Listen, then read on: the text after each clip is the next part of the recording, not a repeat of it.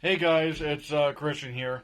Yeah, the podcast you're about to listen to, I don't know if you're new to this channel, the audio for some reason got so fucked up in when I discovered this in editing, and I am like, it is embarrassing to be honest. I'm trying to use noise suppression uh, editing to try and drown it out, but at the cost of that, it makes our voices kind of drown out as well. Because basically the issue is that when I went to edit this thing, there was like this weird kind of tone going throughout the recording, and I don't know where it came from. I don't know if it's because of the desktop audio or whatever. But it sounded so bad, and I'm just know that again. I'm sorry. I try to hold my podcast to better standards than this. Because I don't have a big budget for this stuff, and I try to work with what I have right now to try to give you guys the best possible experience. And I really can't.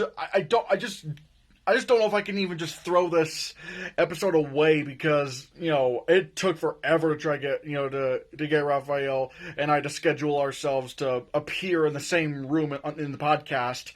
So it's like I'm giving you guys the best of what I got. Please know I tried making the audio sound good. We're definitely gonna try to improve this later on. So, yeah. Again, like I said, I'm so sorry about this.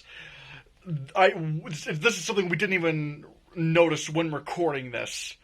So, again, my apologies. And I hope you enjoy this episode of the Hannahcast. I really hope you do. Because this audio thing just embarrasses me. So, again, that's all I've really got to say about that.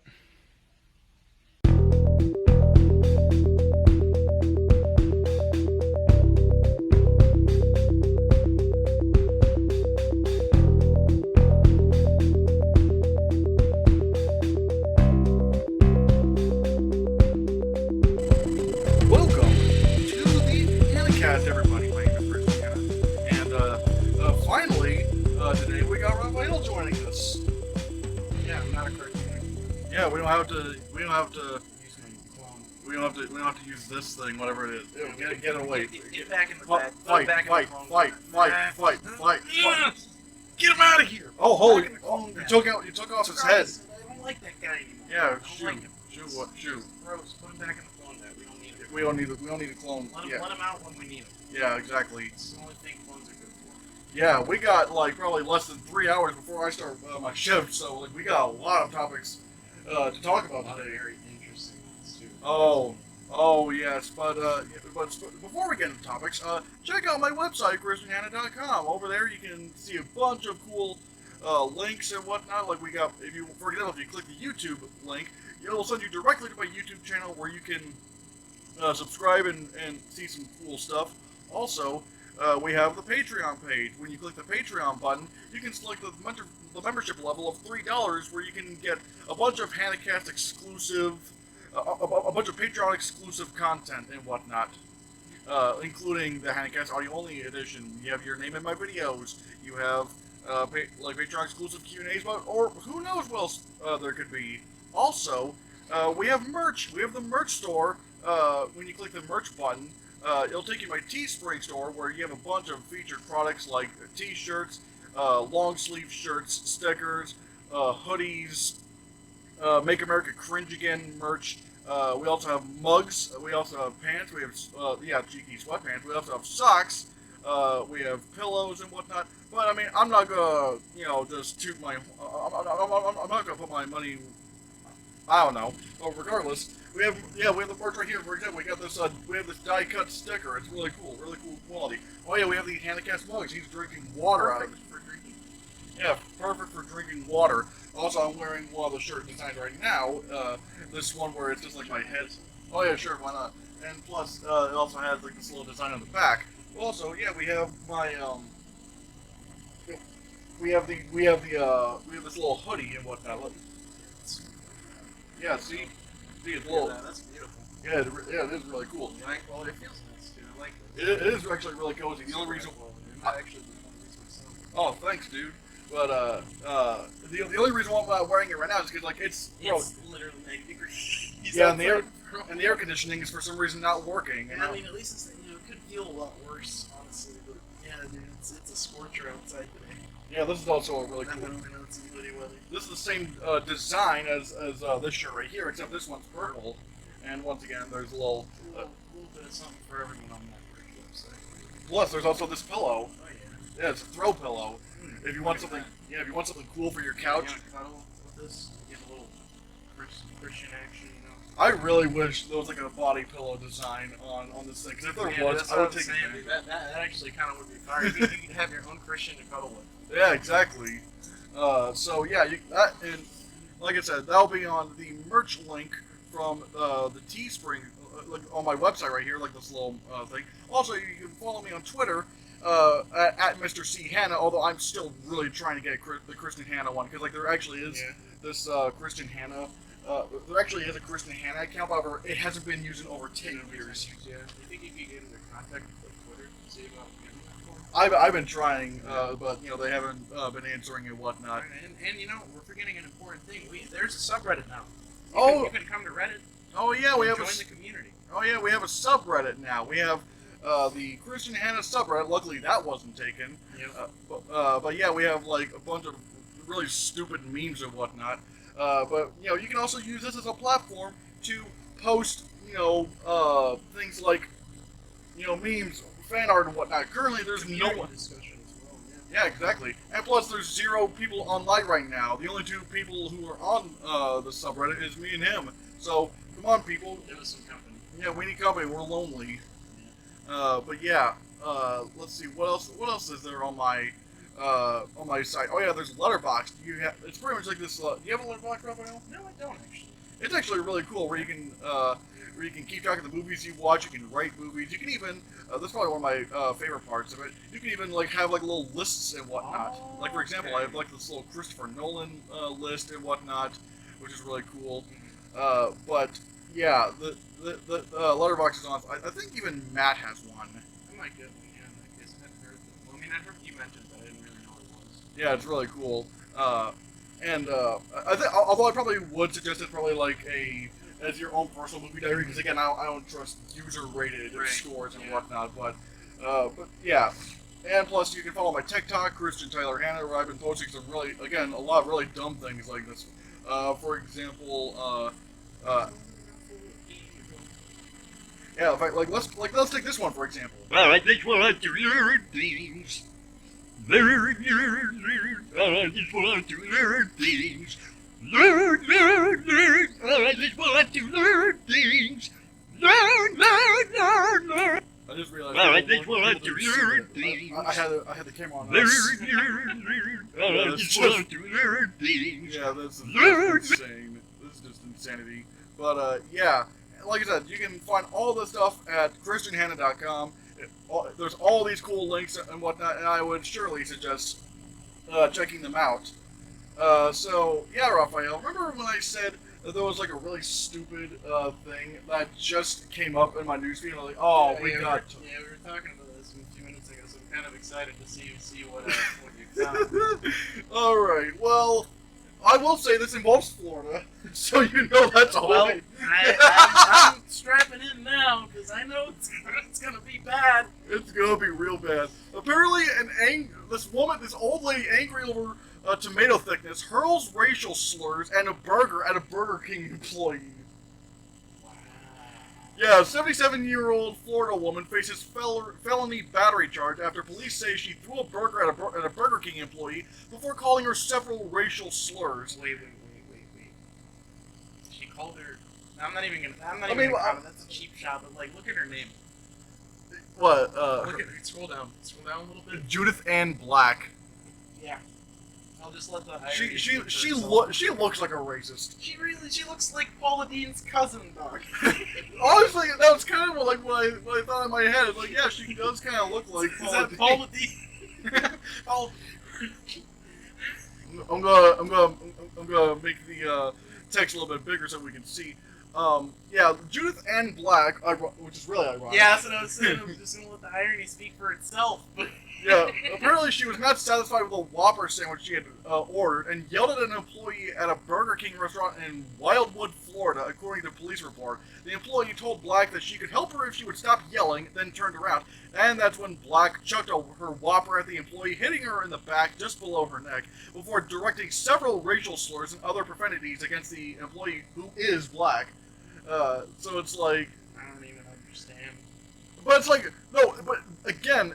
The fact that she got upset with this because of tomato thickness. That's what I don't even understand. Like, I like tomatoes on burgers. I've never ever once thought, man, they really made it. Like, it'd be one thing if they left a whole half of a tomato in the hamburger and then we're just like eat it. It's still not worth calling someone the N-word. No, or anything like that. Or freaking getting yourself arrested. But like, or assaulting, physically verbally assaulting them.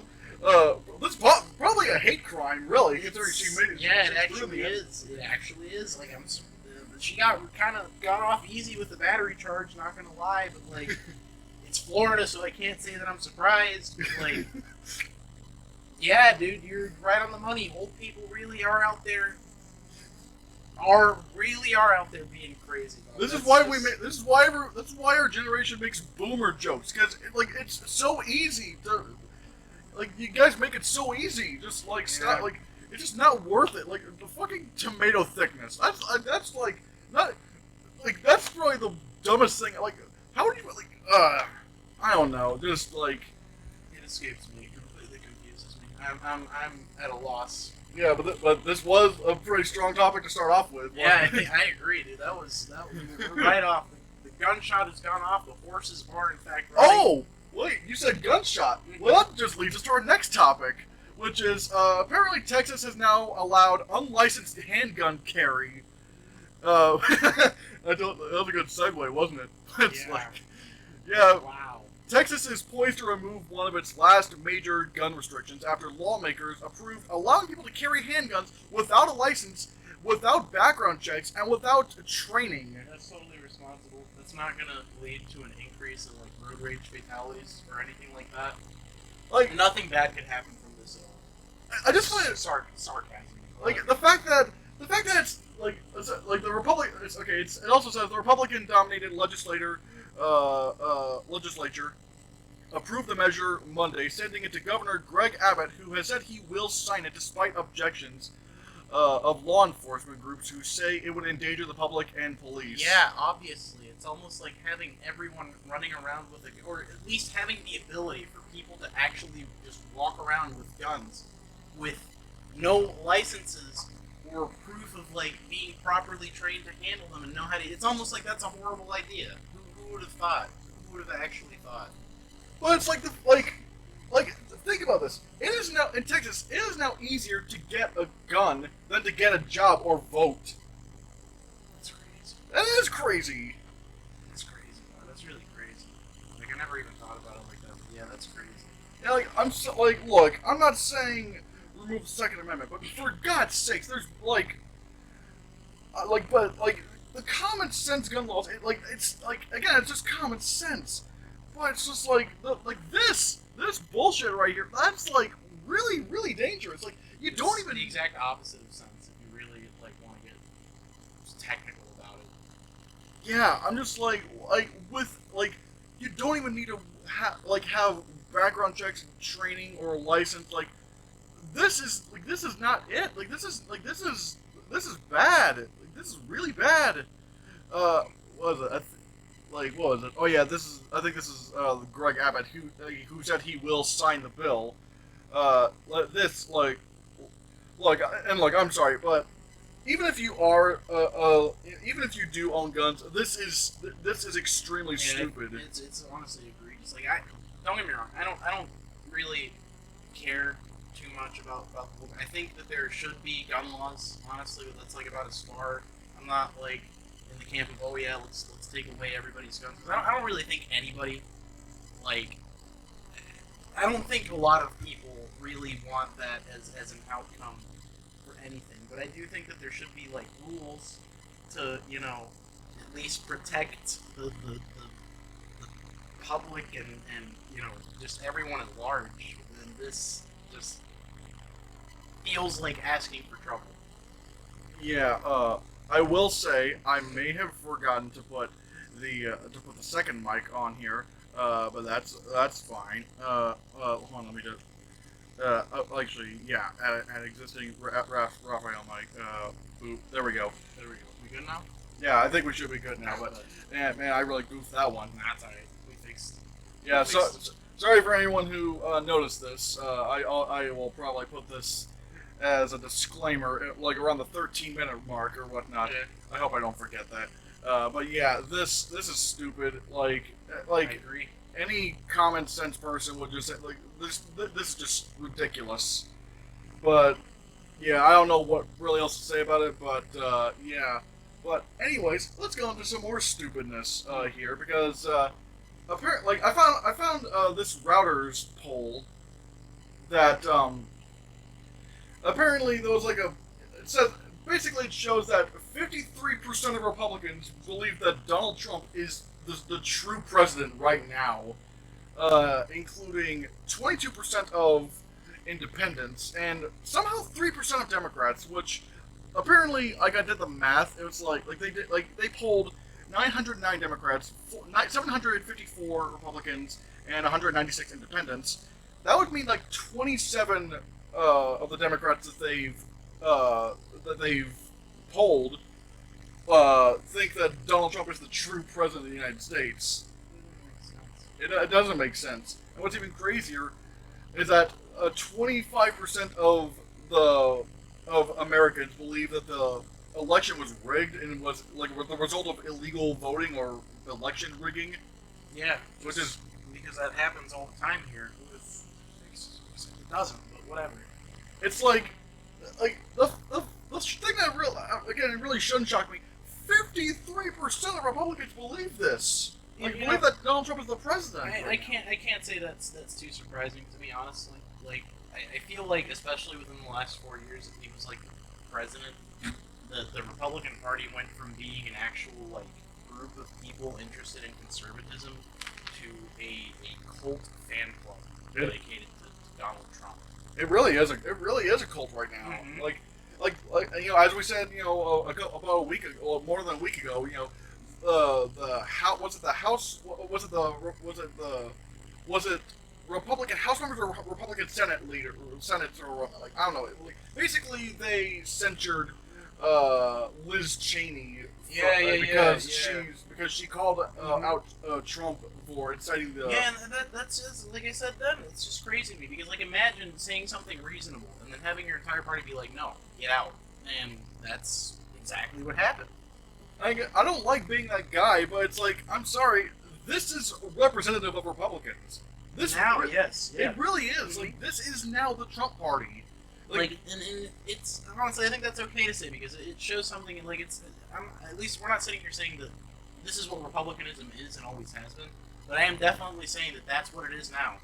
Like, especially with those poll numbers, 53% of people that identify as Republicans saying, "Oh yeah, he's the president," and there was election fraud and stuff. Mind-boggling, but also sort of cements that whole idea that it really is a cult personality at this point. Yeah, again, it's just, this is just ridiculous. But it's like, I don't even understand, like the Democrats, like, what, like, that's just, like, that's not even... See, I could see how maybe the 3% is, like, people that maybe just said that they identify as Democrats, or claim to be Democrats, but maybe really aren't. I don't know. That's the only thing that would make sense to me. But yeah, I'm also confused about that 3% statistic. Yeah, unless they're like Joe Manchin or whatnot, where it's like he tends to be a red dog Democrat. Yeah, but you know, speaking of West Virginia, which again, another great segue. Let's talk about something that really comes as a shock to, at least not me, really, which is the West Virginia has the largest population drop in the U.S. So the Associated Press says, after her company told employees in 2017 to start working remotely, customer service representative Haley Miller decided to break from her long life home from West Virginia. Well, actually, there's basically what it comes down to is because of really shitty jobs and whatnot, and wages. What objective lack of job opportunity too. It's just, a lot of people, including us a lot of young people are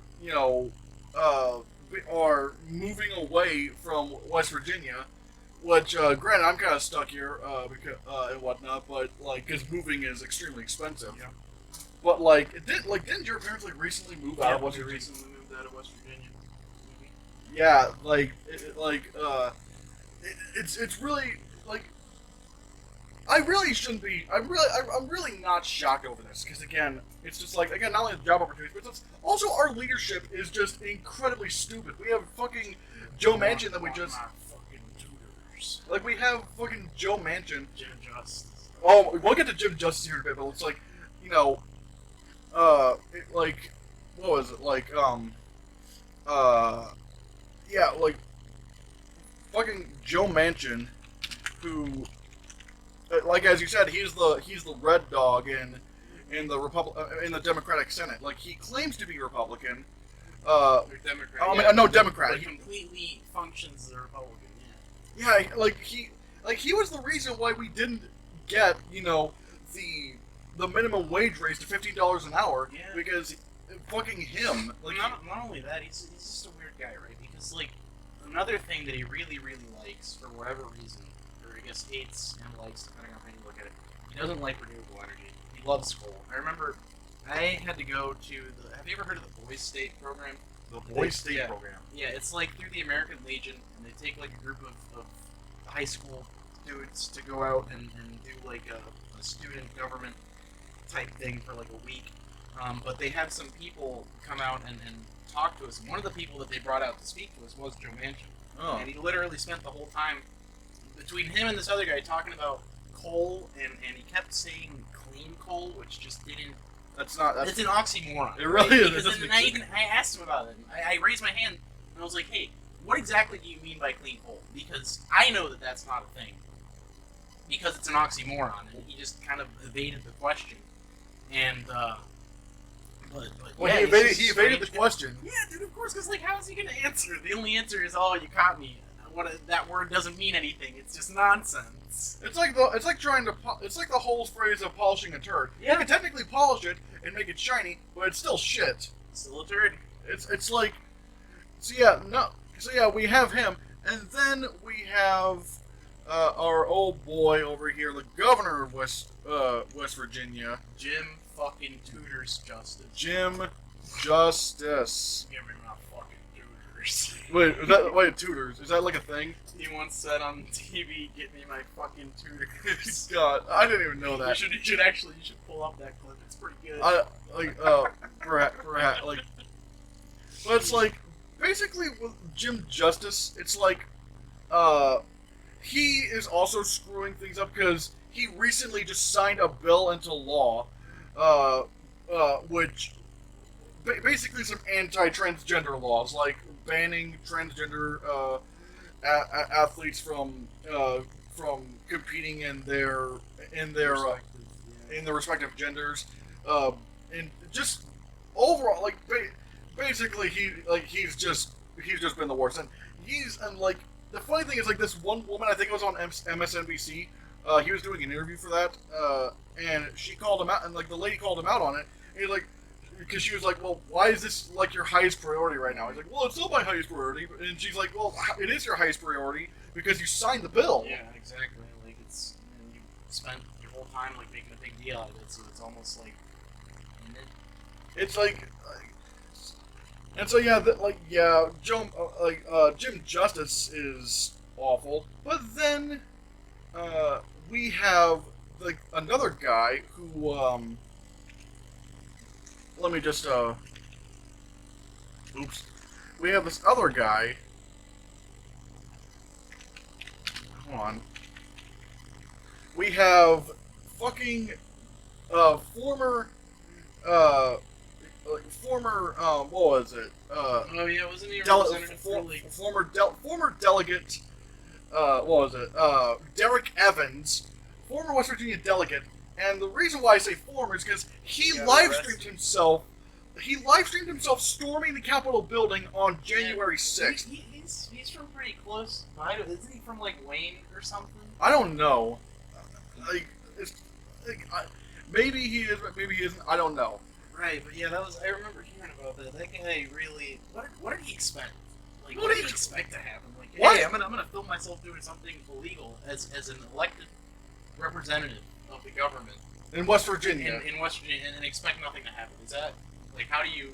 I don't even know, but It's so when you see articles and whatnot, hold on, let me pull. Like when you see articles being pulled up about people leaving West Virginia, that's why. Our jobs suck, our wage sucks. Basically, there's not a lot of opportunities in West Virginia. We keep trying to do things the same thing we've always done them in terms of like coal and whatnot, instead of trying to do some new things. And we have elected officials who do a bunch of stupid shit, like banning, like a governor who has a bunch of anti-transgender laws. in 2021 or 2020 for whatever reason, like, I don't even understand why. One of the only Democrats in the U.S. Senate who can pretty much change everything on the turn of a dime, and a former delegate who stormed the Capitol building. Participated in an insurrection. Yeah, it's just like that. That's why everyone's leaving, because this place sucks, and I'm calling it. West Virginia is becoming New Florida. Dude, yeah. Or like I was just thinking about that one SpongeBob joke where SpongeBob turns into Texas and he's like, "Hey Patrick, what am I? Stupid people." No, stupid? Yeah, stupid. No, I'm Texas. But What's the difference? Yeah, what's the difference? That you could just replace that shape with West Virginia, and yeah, it would work.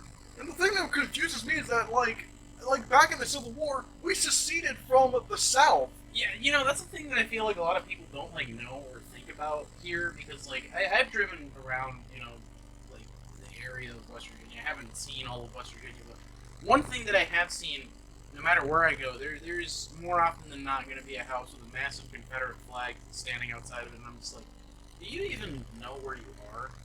Do you understand how this state came to be?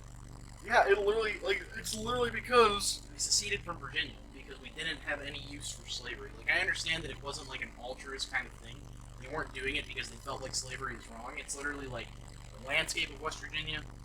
They don't have a use for it because they don't have a bunch of plantations and farms like Virginia does.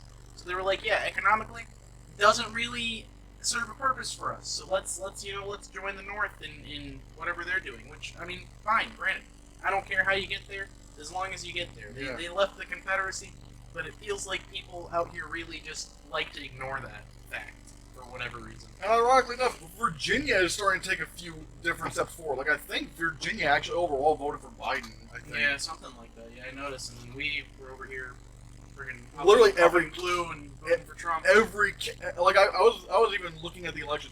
Every county in West Virginia voted for Trump. Yeah. Even Huntington, which Huntington was it's like one of the more progressive places in That's what I thought too, and yeah, but it feels like to me like that legitimately, because my mom went out to vote last election. She voted for Biden. I did too, but I had to vote in Michigan.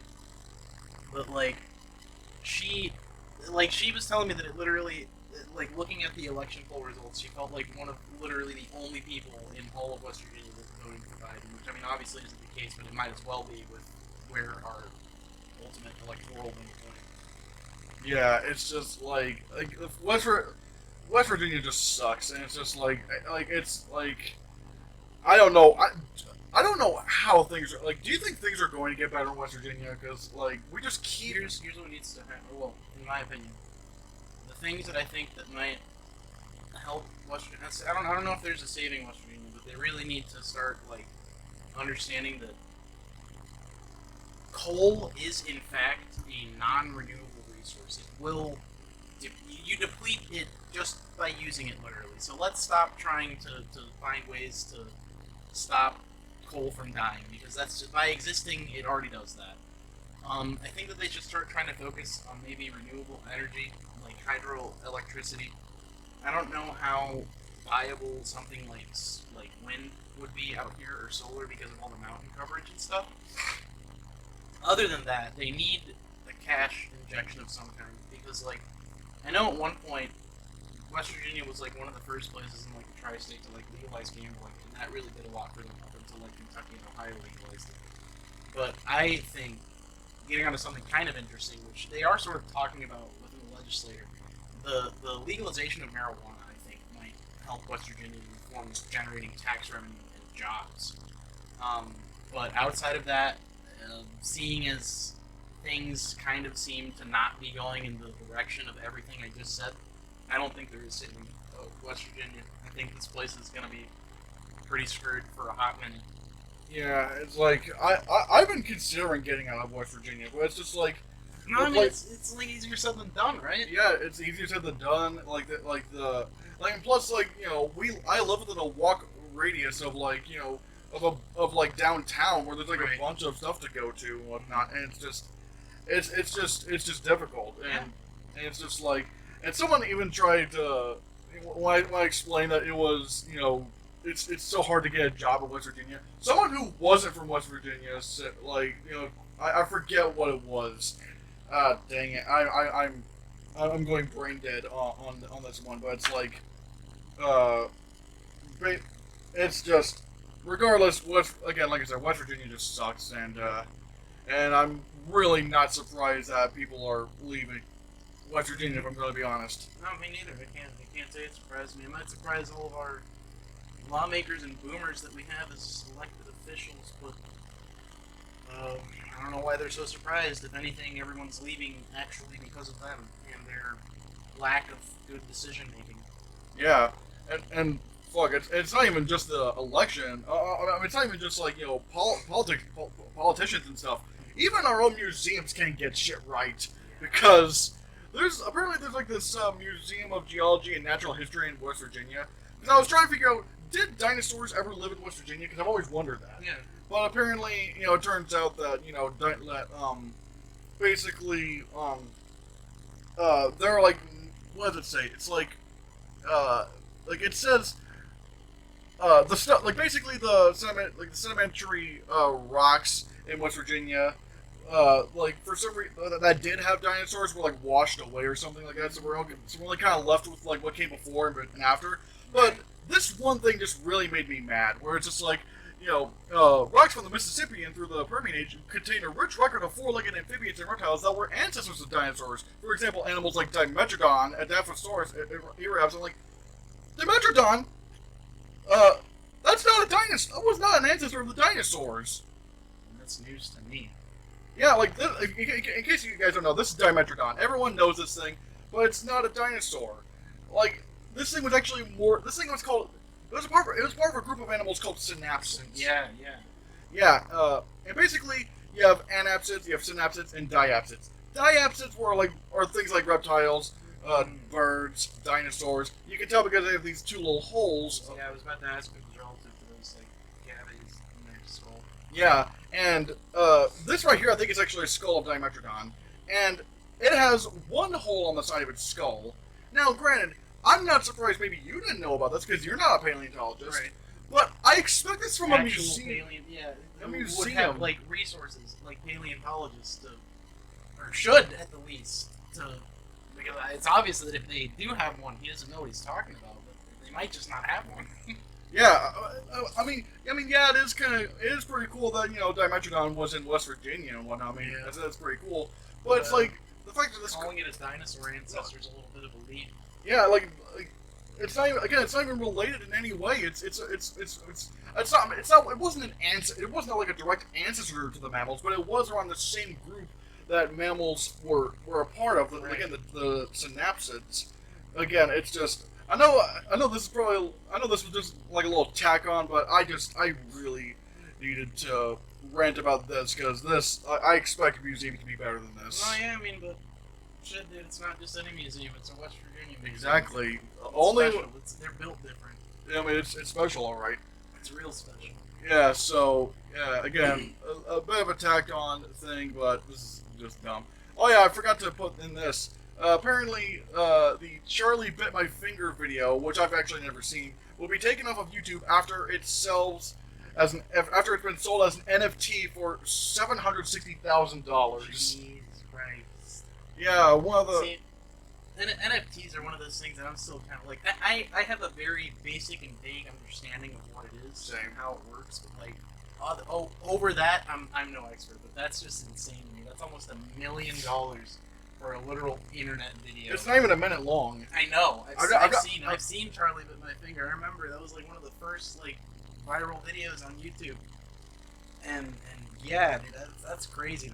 That's crazy. Why would anybody want to buy it's like how do I explain? Like it's not like people aren't just going to repost it. People Yeah, are, I mean you totally could. I can imagine that there's probably yeah. Let me hundreds of thousands, if not millions, of people out there that have a copy of Charlie Bit My Finger on their hard drive. Yeah, like let me look it up. I think it was probably taken off today, but it's like. But Charlie Bit here's My the thing. Finger. Here's the thing about NFTs that Yep. kind of confuses me, right? Like, in theory, or at least from what I understand, and if I'm wrong about this, maybe somebody in the comments can correct me. But like, the possession of an NFT is supposed to some degree, give you like the rights to the whatever is being sold to you as an NFT. You know? Well, why would you buy Charlie Bit My Finger? What use would that be? I don't know. I really don't know. It's just for the meme. For the meme, actually. Like, maybe it's like... I don't know. I mean, You it's... can't bite my finger because I own the copyright. Yeah, you can. Literally. Like, I think part of it is definitely that, but also, like... I just don't understand, right? Because, like, the way I was kind of thinking about it was like vinyl records, for example. Like, let's say I was alive in the 70s, and someone's like, oh man, you paid a bunch of money for this record, why would you do that? Well, little unbeknownst to me, if I'm still alive like 40 years from that point, now I have something that's worth way more than what I initially paid for it. But with an NFT, I don't really understand how that works because it's literally just a file. Like, And everyone's reposting it, so it's Yeah. like there's like no value to that. Like, what are you gonna do? Make Charlie Bit My Finger the movie?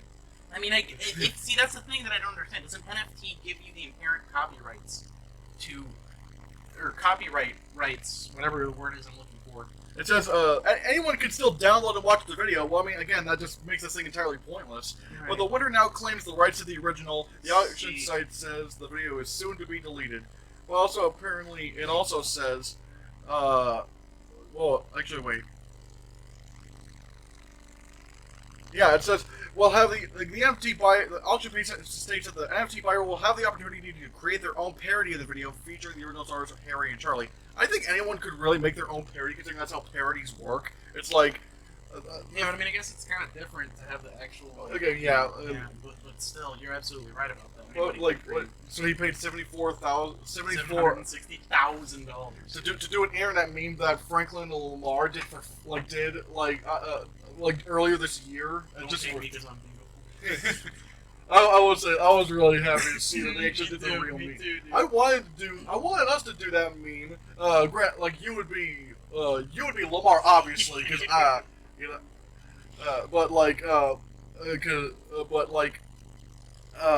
well, obviously the time has passed, so I Yeah. can't. But like, It was glorious seeing them do it. I like that. But yeah, this is like, I guess, neat. Like, good on whoever managed to make $760,000 off of an over 10-year-old meme. Like, that's awesome. But I'm still beyond confused about what this means, especially with because as you've shown by looking it up on YouTube, like it's not gone, and I don't think any of the people reposting that are gonna really run into any sort of copyright infringement, anything.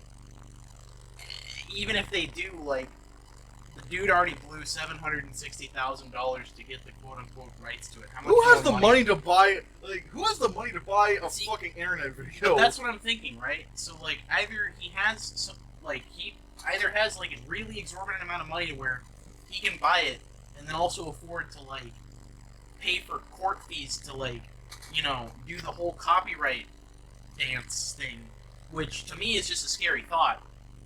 or he has enough money to buy it, and now he's blown all his money on it, and he plans to do the copyright thing, but now doesn't have the funds to pay for court anything because let's see. I have never watched Charlie Bit My Finger. Let's just go ahead and watch this, and see if it really is worth $760,000. yeah, I can already tell you that it's not.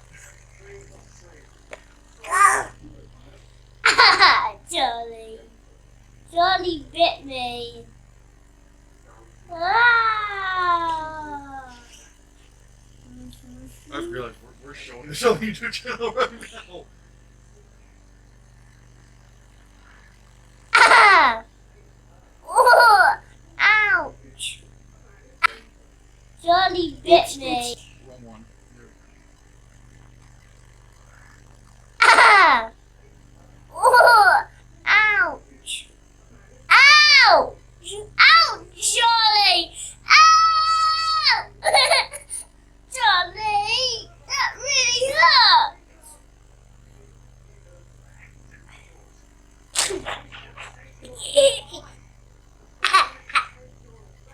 No, Charlie bit me.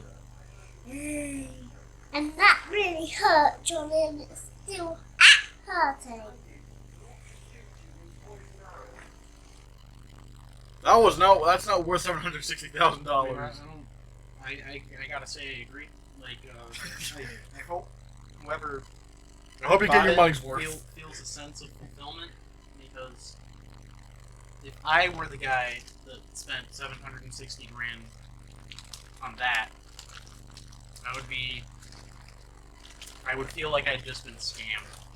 But that's just me. This whole NFT thing's just going crazy. Dude, it is. I really don't get it. Regardless, what do you think of Charlie Bit My Finger being sold as an NFT? I mean, to whoever just made $760,000 off of that, you're Probably one of the smartest business people ever. You have turned nothing into $760,000, and that's just impressive. But also, yeah, I still can't say that I really get it. I'll tell you this. Those kids are going to college now. Oh yeah, and their kids are going to be going to college too. They're set. Yeah. So that's weird. Let's talk about something that's not stupid. Let's talk about something that's not stupid. Let's talk about the Eternals. Yeah, that trailer was interesting to say the least. Yeah, like basically, if you guys don't know what the Eternals is, it's an MCU movie coming out. It's the third MCU movie coming out this year. 3 out of 4 coming out this year. Yeah. And the Eternals is being directed by Chloe Zhao, the director of Nomadland. It features like a huge cast, including sorry to cut you off, but the guy that did the music for Game of Thrones is also doing the music for this. Oh wow, really? Yeah. His name is Ramin Djawadi. Yeah, and I've seen some of Game of Thrones. I liked the earlier stuff a lot more than the later stuff, but the music in Game of Thrones is pretty good in my opinion. Yeah, and again, I have not seen it, but funny enough about Game of Thrones, it also has Kit Harington in it. Yeah, that's it. That's what I was about to say. This is a whole Game of Thrones reunion. Yeah, they got the reunion, bro. And not only that, but apparently Chloe Zhao wrote this movie so much she got two writing credits. Like it says, screenplay by Chloe Zhao and Patrick Burley. I'm pretty sure that's a typo. It's like she wrote the movie twice. Yeah. But yeah, I will say I love this poster. This is one of the best MCU posters I've ever seen. Like, it's very intriguing. It's so it's simple, and I love the tagline in the beginning because this movie takes place over thousands of years. Yeah, I'm kind of familiar with like the setup because I have read the Eternals comic series or I some haven't. of them, but I'm really interested to see how they're gonna like tackle this because I think it's gonna make a really interesting movie because to me I think it's so far when I was looking at the trailer it gave me a sort of I don't know if you've ever seen the Stargate movie. But it gave me a sort of like Stargate meets Avengers kind of vibe, and I really was about that. I gotta say, for one, this looks so natural. Yeah. Like the cinematography is beautiful. It is so natural looking. Like maybe there's CGI. I don't know, but I can't tell if there's any CGI. The lighting is Okay, there it is. There's CGI. I mean, But... yeah, that. The lighting and stuff on the shots. Oh my god! It looks so static and cool. Also the cast in this. Also, for one, I also love the music they use in this trailer. Yeah, It's me so too. epic sounding. You have Selma Hayek, Angelina Jolie. I think that's Brian Tyree Henry, who I know from Joker. But it's like, hold on, let me listen to this music. We have watched.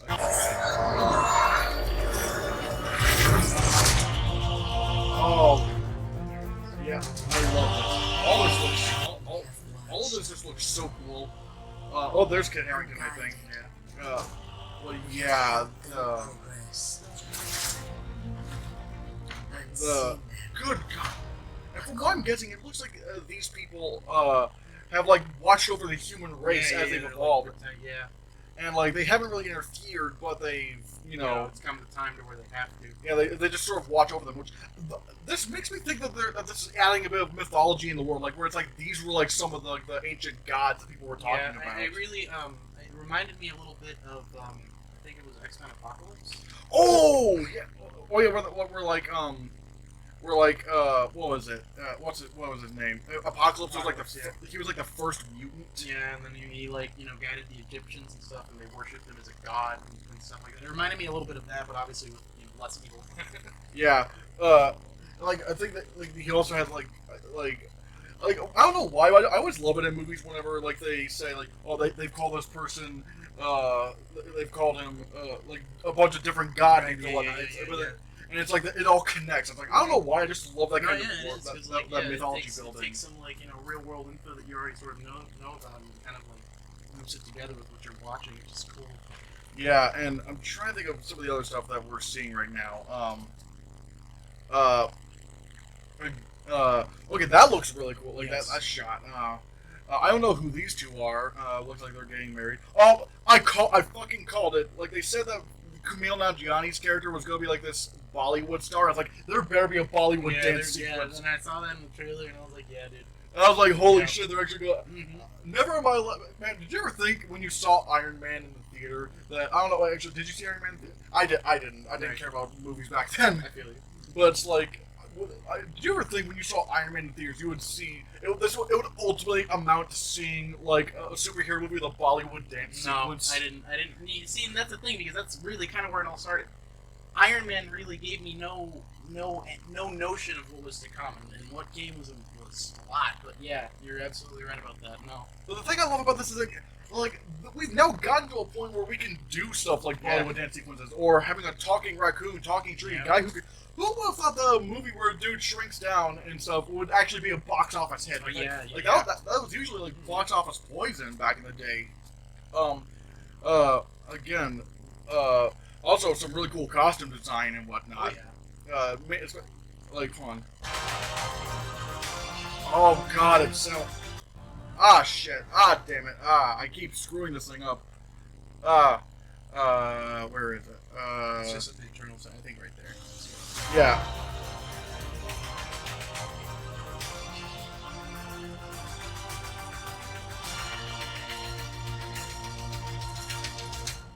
That just amazing, that just sounds so epic. Fine tingle, yeah, that's really cool. Oh, really? Do you think that sounds like the guy who did the Game of Thrones music? See. Actually, wait, no, I forgot. This is actually a song. Yeah, But I mean, who knows? Maybe he did the instrument. Like maybe he did the remix for this. Yeah. But I will say, like I'm making no secret that I wasn't really a big fan of No Man's Land. Yeah. But and this is probably one of the only Best Picture winners I've just disliked. Yeah. But I will say I am very impressed with what I'm seeing with the Eternals. I'm excited for Eternals. Honestly, it looks really, really good. And apparently,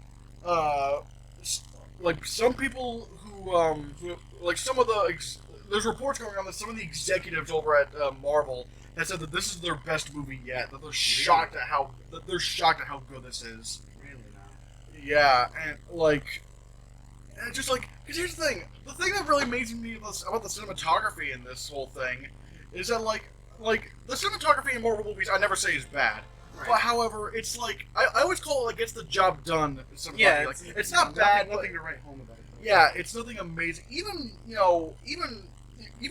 the big Best Picture nominee, like the only Best Picture Marvel movie I could think that was Black Panther. Even Right. then, I do, especially at the end with like the train sequence. that's really more visual effects. Yeah, but I also thought that the cinematography for that could have been a lot tighter. I feel like it made it kind of confusing with how fast-paced it was. I think it's just like I just never seen cinematography like really like it looks like they're taking an art house approach to Yeah. this, like art house on a budget. Mm-hmm. And again, this like I'm just really excited for this movie. Again, I still can't get over how good this poster is. Oh yeah. Like I just love the tagline in the beginning. It's just it's just so cool. Anyway, guys, what do you? Damn it! I clicked the thing again. What did you think of?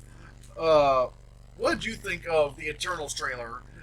Again, I really even as someone who wasn't really a big fan of No Man's Land, I will say this was very impressive. And considering this movie takes place over the course of thousands of years, Yeah. it's gonna feel like I'm hoping it like feels like this big epic, this mythological epic, and it's just this could potentially take the MCU to so many new directions. And man, wouldn't it be crazy if this also got nominated for Best Picture? Oh yeah, I think it has a high chance of doing this. Just looking at what we got from the trailer, between the just breathtaking shots that they have, and just the intrigue that they were able to build with such little shown, I think that it's a very possible contender for Best Picture.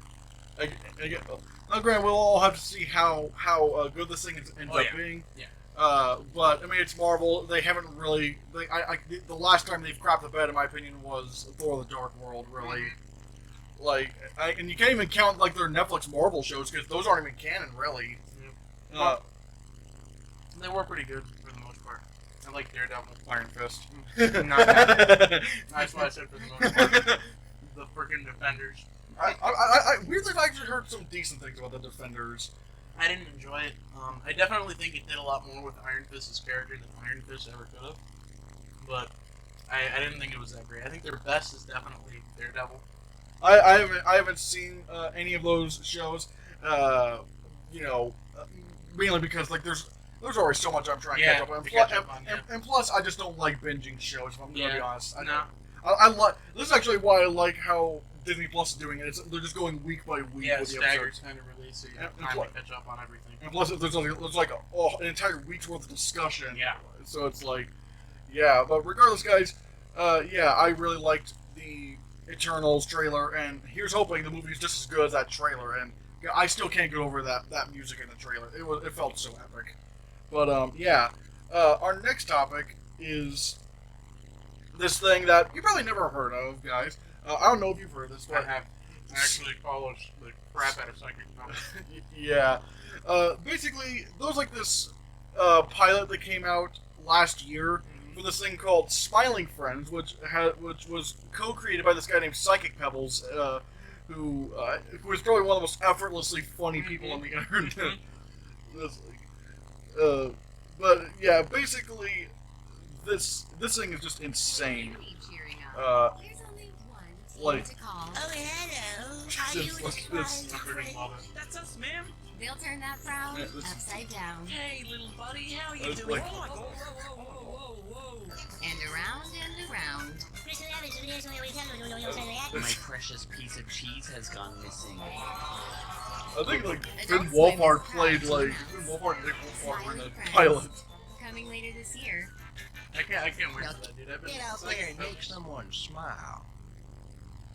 Psychic Pebbles has been like I've literally followed this guy for years. Really? Like, he was one of the first like animation YouTube channels I discovered. Like between him, there was also Oni Cartoons.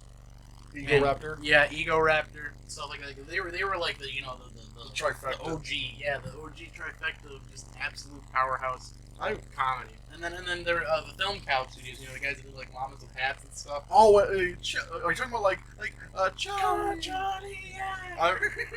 There's a little Florida, Charlie. That was weird. Starfish loves you. That I was probably the only person in like they showed us that in class. I was probably the only kid in class who knew what Lyoplardon was. But it's like, so, like this thing. Like I saw the pilot, and I gotta say, like when I saw the pilot, I laughed myself sick. It was so stupid and funny. Just like I got you, you little mousey. Like, and for some, like Finn Wolfhard makes a cameo, and I think his brother Nick Wolfhard makes a cameo. It has the kind of humor that I just love. That it's like it's either extremely stupid or just subtly stupid. Like for example, when they're walking over to the guy's bedroom. Like the two guys are walking normally, but then like the old lady's like really cheap animation looking legs, but it's like purposefully cheap. Yep. So it just makes it's just so many things that just go. Another thing that I just really love about like Pebble's form of humor is that like more often than not, there's always some sort of very dark undertone behind literally everything, and that's what just makes it so much funnier to me because it's like. It literally looks like a children's cartoon, but it obviously isn't, because a bunch of messed up things usually happen in all of his animated shorts. It's just, oh wait, hold on, remember what I was talking about, guys, when I was talking about the animation on this old lady's legs, just look at when she's walking. That's us, ma'am. They'll turn that Yeah, brown. like that, it's like, that's stupid, like the animation is like purposefully made to look cheap for her legs, because it's like, he said that's one of his advantages to comedy, where it's like if you can't really think of a joke, then just use the animation to your advantage and just like have like just do something kind of weird. Like for me, like I was never even really a big fan of like the Tom and Jerry cartoons because like I don't know, maybe it was before my time, but I think it's like animation was kind of new back then, so like all that kind of slapstick was new, but. By the time I came around, that cartoony stuff was everywhere. So it's like, how else can you make animation funny? By making it purposefully shitty. Like, that's how you can, like, for me, that's how you can really make animation funny. Like, Yeah, and he's definitely a master at that. Like, I can remember just binging all of his videos, and some of the funniest parts would be just literally where it seemed like he just threw in the towel and decided to phone it in for that but even that, job, but it works. But even then, it's like even that stupid, like the stupid animation is an art in and of itself. Because some cartoons that have tried to do this, like what's one great example? Squidbillies. Yeah. Like Squidbillies tries to have that kind of weird animation, but for me it didn't really work. But something like this does, in my opinion, does work. It's just so weird, stupid, funny. And I'm just so glad that this was. Basically, I don't even know if I even said this. They've ordered it to series. Yep. They've ordered this Adult thing. Adult Swim really came in clutch. And it's going to be coming out later this year, which I cannot wait for that because my God, it is like. I think between that and Rick and Morty season 5, I'm super excited for Adult Swim's releases this year. I have not caught up on Rick and Morty in years. Like the last time I saw Rick and Morty was maybe like the season, the Pickle Rick season, maybe. Like I don't know, what was that, season 3? Yeah, I think that was season 3. Yeah. Or was that me? Uh-oh. But yeah, I'm really excited for Smiling Friends. It just has all this. It's just the perfect kind of stupid for me. So I yeah, agree. Yeah, I think it's gonna be freaking awesome. especially since now he's given like a full-on budget. Yep. Like, although I'm pretty sure he's just gonna squander. Like, I think he even said that like the guest stars he wants to try to get are like not like the Simpsons kind of guest stars, but it's like the way they would use guest stars on South Park. Like they got like he even said like one great example of South Park having a guest star was when they had George Clooney come in to voice a dog barking. Yep. And it's like this big I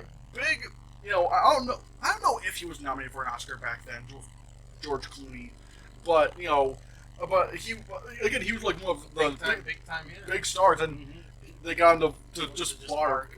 Literally, yeah. I love how he actually was cool enough to do that, like to do that bit, Yeah. like just taking full advantage of the fact that yes, this is George Clooney, we got him to voice a dog. And he even, I think Psychic Pebbles even said like if there was like one of the stars he wanted to get, but sadly he died, was he wanted to get Kirk Douglas. Yeah, Kirk Douglas kind of would have been fire. Yeah. Of like this big Actually, I'm trying to think. Let me look this up. I wonder if Kirk Douglas has won any Oscars. Hey Google, has Kirk Douglas won any Oscars?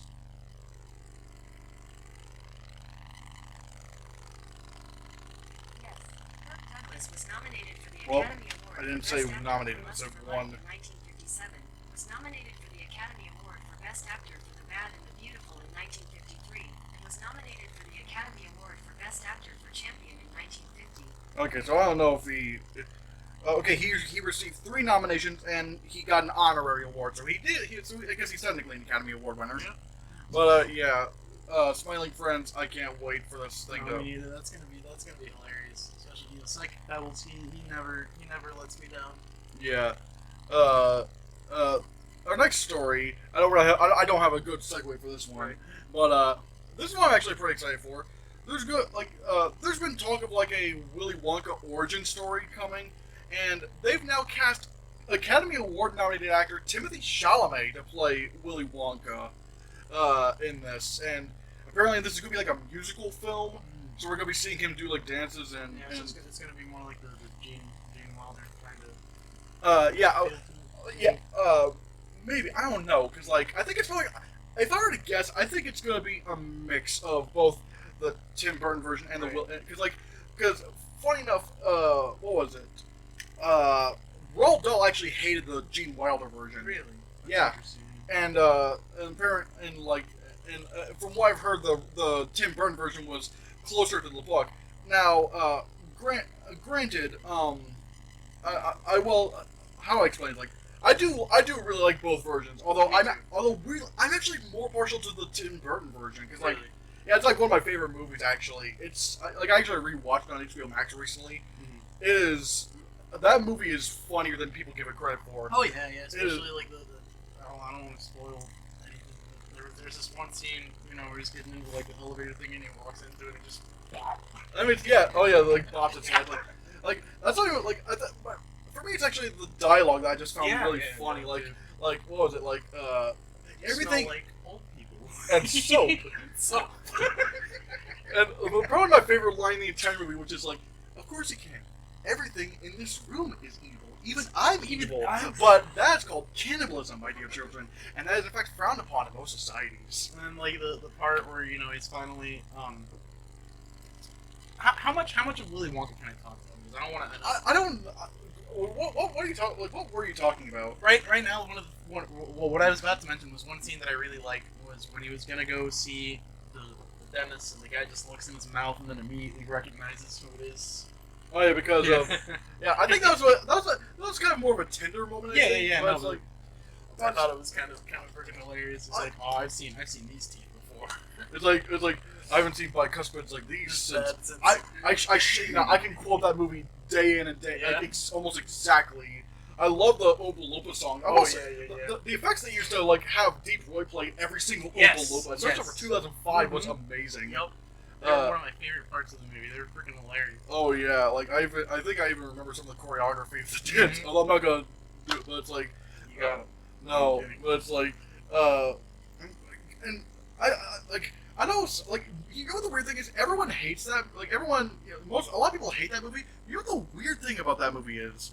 Hold on, let me look it up on Rotten Tomatoes. I like both versions of Charlie and the Chocolate Factory. I think the Gene Wilder one, I definitely like their version of Come With Me. And Oh, yeah, I love that. But like, I do think that the Tim Burton version also has a lot of merits to it. Like you said, the comedy in it. And plus, I feel like super on point. And plus, I feel like with the Tim Burton version, it also has the advantage of, like, considering technology, movie making technology has come a lot forward. Oh, yeah. Like with the original version, when you saw the chocolate river, it looked like shit water. Yeah, I was about to say it kind of looked like poop. Whereas with the Tim Burton version, oh my, that looked like melted chocolate. Yeah. Like it looked delicious. Like Yep. that's some of the most underrated production designing I've ever seen. Like I don't even think it got nominated. I think it got nominated for one Oscar, the Tim Burton version, and it got nominated for costume design. Yeah, I could see what. Yeah. I think you're absolutely on point about that. I would have given it definitely a production design nomination, and definitely original score. Like Danny, that's one of Danny Elfman's best scores in my opinion. And maybe a visual effects nomination. Like I think Maybe, because like the nominees back then were King Kong, which won. Right. The Chronicles of Narnia, The Lion, the Witch, and the Wardrobe, which had some great effects, and there was Yeah. also War of the Worlds. yeah. So it's like, It was a tough competition that year. not Yeah. gonna lie. yeah, but this is why I said like critics actually overall really enjoyed the movie. And granted, I don't really take audience No, me neither. But I mean, it does give you like an idea, sort of. because like I mean, great because like I know a lot of people who hated this movie growing up. Yeah. I mean, Not growing up. I mean, Right. like adults really didn't like this version. Yeah. Mainly the ones who grew up on the original. Which like Wilder version, yeah. and like I really do like both versions. I would put for me I'd probably put the remake above the original. That's just me, but I thought I just love how this one got even crazier. Like just went crazier, went further with the comedy, made it a little bit more weird. Although I don't know what angle they're gonna take with the Timothy Chalamet one. Like I said, I think they're probably gonna go make sort of like an in between where it's like maybe it's gonna be because like I said, I think it's because again the remake was more accurate to the book and Right. like a lot more darker and whatnot. But you know, again, a lot of people. Augustus Gloop, bro. Oh my god! When I was a kid, the Augustus Gloop scene kind of scared me. Yeah, I was like, same here. Kind like- of traumatized. and I'm talking about the remake when I say this because like Yeah. that one again it kind of goes to show like the technology improvements back, but it's like they were able to take advantage of like you know making everything kind of fucked up, like Yep. the girl blowing up in like Yep. a blue like Yep. a blueberry Mhm. like because in the original it's just you know she was just kind of like in a little stuffed suit, all right. Yeah. But since the advantage of CGI, the Yep. remake was able to make that look disgusting and like Disgusting, horrifying, and the It was a swirl. real body horror kind of Hey stuff. man, that's what they did with the remake. It's like body horror. Exactly. It's It's body horror for kids. And even though you do clearly see in the remake, granted, I think in both versions they do confirm that the kids are alive. In the Right. remake, you actually see them alive, but you see that they're still kind of fucked up. Like Yep. like Augustus Gloop is all chocolate covered. He's trying to use his own fingers. Mike TV was stretched out. Like he's like this big flat thing. Yep, this is some real body horror. Again, I love that. I think they're probably gonna go dark with a little bit, like start dark with this one because like Yeah. that's why a lot of the role. Although granted, like there was like the BFG was like I felt like the BFG, which is another Roald Dahl adaptation, in my opinion, was a little bit too lighthearted and a little bit too brushed off everything and whatnot. Did you ever see this other Roald Dahl film called The Witches? Like they came out. Witches. I know about the witches, and I've read the book. I have not. I have actually. I think when I was younger. Oh no, I was talking about the remake. The The remake. remake? No. I haven't. I haven't. I Seen haven't. the I remake. haven't seen the original, but the remake is. And that one is kind of fucked up. Like Yeah. in a like I forget if I like that one or not. I will say it's you're not gonna forget the imagery in that. I will Right. say like No, the book itself was a little traumatizing. I remember like that was one of the first books that I read where I was like, damn, I'm not gonna lie, I kind of don't want to read this because it scares me. yeah. Oh yeah, I just got some new flash drives. Yeah, but yeah. Thanks. Yeah. But yeah, I really did like both versions of the Wonka story. Yeah, me too. And if I'm not mistaken, I think this was actually down to Timothy Chalamet and Tom Holland. Interesting. That's actually very interesting. They're both very talented actors, and I could see either one of them pulling it off. I will say, I actually am glad that Timothy Chalamet got the role because, like, Yeah. look, I love Tom Holland, but I think Chalamet's a better actor. Yeah. Like, I'm not complaining about Tom Holland, but like Timothy Chalamet literally got nominated for Best Lead Actor at the Oscars alongside Daniel Day-Lewis, Yep. Daniel Kaluuya, Gary Oldman, and Denzel Washington. Yeah, If you're in been that, in the game for like ages, like yeah. if you're in that Mhm. company, like you're like, and he was like only 22 when he yeah, did that's when he was. comment on. He was super young. Yeah, I think yeah, he got nominated when he was 22. I'm 22 years old and I haven't accomplished the Same. things that he's done. And so I am also really. I forgot to say. I will say. I still think Timothy Chalamet should have gotten an Oscar nomination for like supporting actor for Boy Erased. Yeah, Have you ever seen that movie? I don't think I have actually. It's an Amazon original. It also stars Steve Carell, which also has. I think Steve Carell gives his most underrated performance in that film. But he's a really solid actor. You ever hear him talk about like how he like doesn't think that he's funny? really, Yeah. oh, that's sad. Oh, that's Like sad. well, not like in a bad way. He just like he acknowledges that people find him funny, but he doesn't like. I guess it's kind of a flex, right? Because he's like, I'm not really trying to be funny. I'm just saying stuff. No. That was that was when the world knew about Steve Carell. We're like, oh my god. And then he went. Well, my tiny nipples went to France. Like, I love how he's so. We're talking about Bruce Almighty, like Evan Almighty's scene. Bruce Almighty with Steve Carell's scene in that movie. Yeah. Like, I love how he was just able to keep a straight face during Yeah, that. yeah. The It's like, deadpan delivery was just freaking Like- gold. and again, I think Steve Carell's also an Oscar-nominated actor. Yeah. He was nominated for Best Lead Actor for Foxcatcher, which I think many people kind of debate whether he was a lead actor or supporting actor for that. But regardless, Timothée Chalamet, I'm really glad he's playing Willy Wonka. I can't wait to see what he does with this character. It will be interesting to see whether they go the Gene Wilder route or more the Johnny Depp route. Yeah, or sort of see what, because it could also just, we could both be wrong. It could literally just be like a fusion, and it'd be interesting still to see like what they keep from each one and what new stuff that they throw into the mix. Yeah, and I am really glad to hear this is a musical because I'm a big musical guy. This is looking to be pretty dang cool.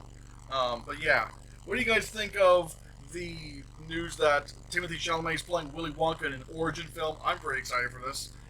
Again, he's an Academy Award nominated actor for a reason. Let me know in the comments, and yeah, let's get on to the next subject, which is, we were talking.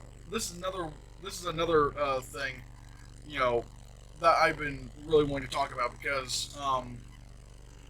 because this came up and it was like holy, like it happened so quick. I think the discussions were probably happening long before last week, but it's like the talks and whatnot, or like when coming close to a deal, was really quick. And it's that AT&T is selling off Warner Brothers or Warner Media, so that they can merge. So that Warner Media can merge with Discovery, and those two are going to be making their own big company.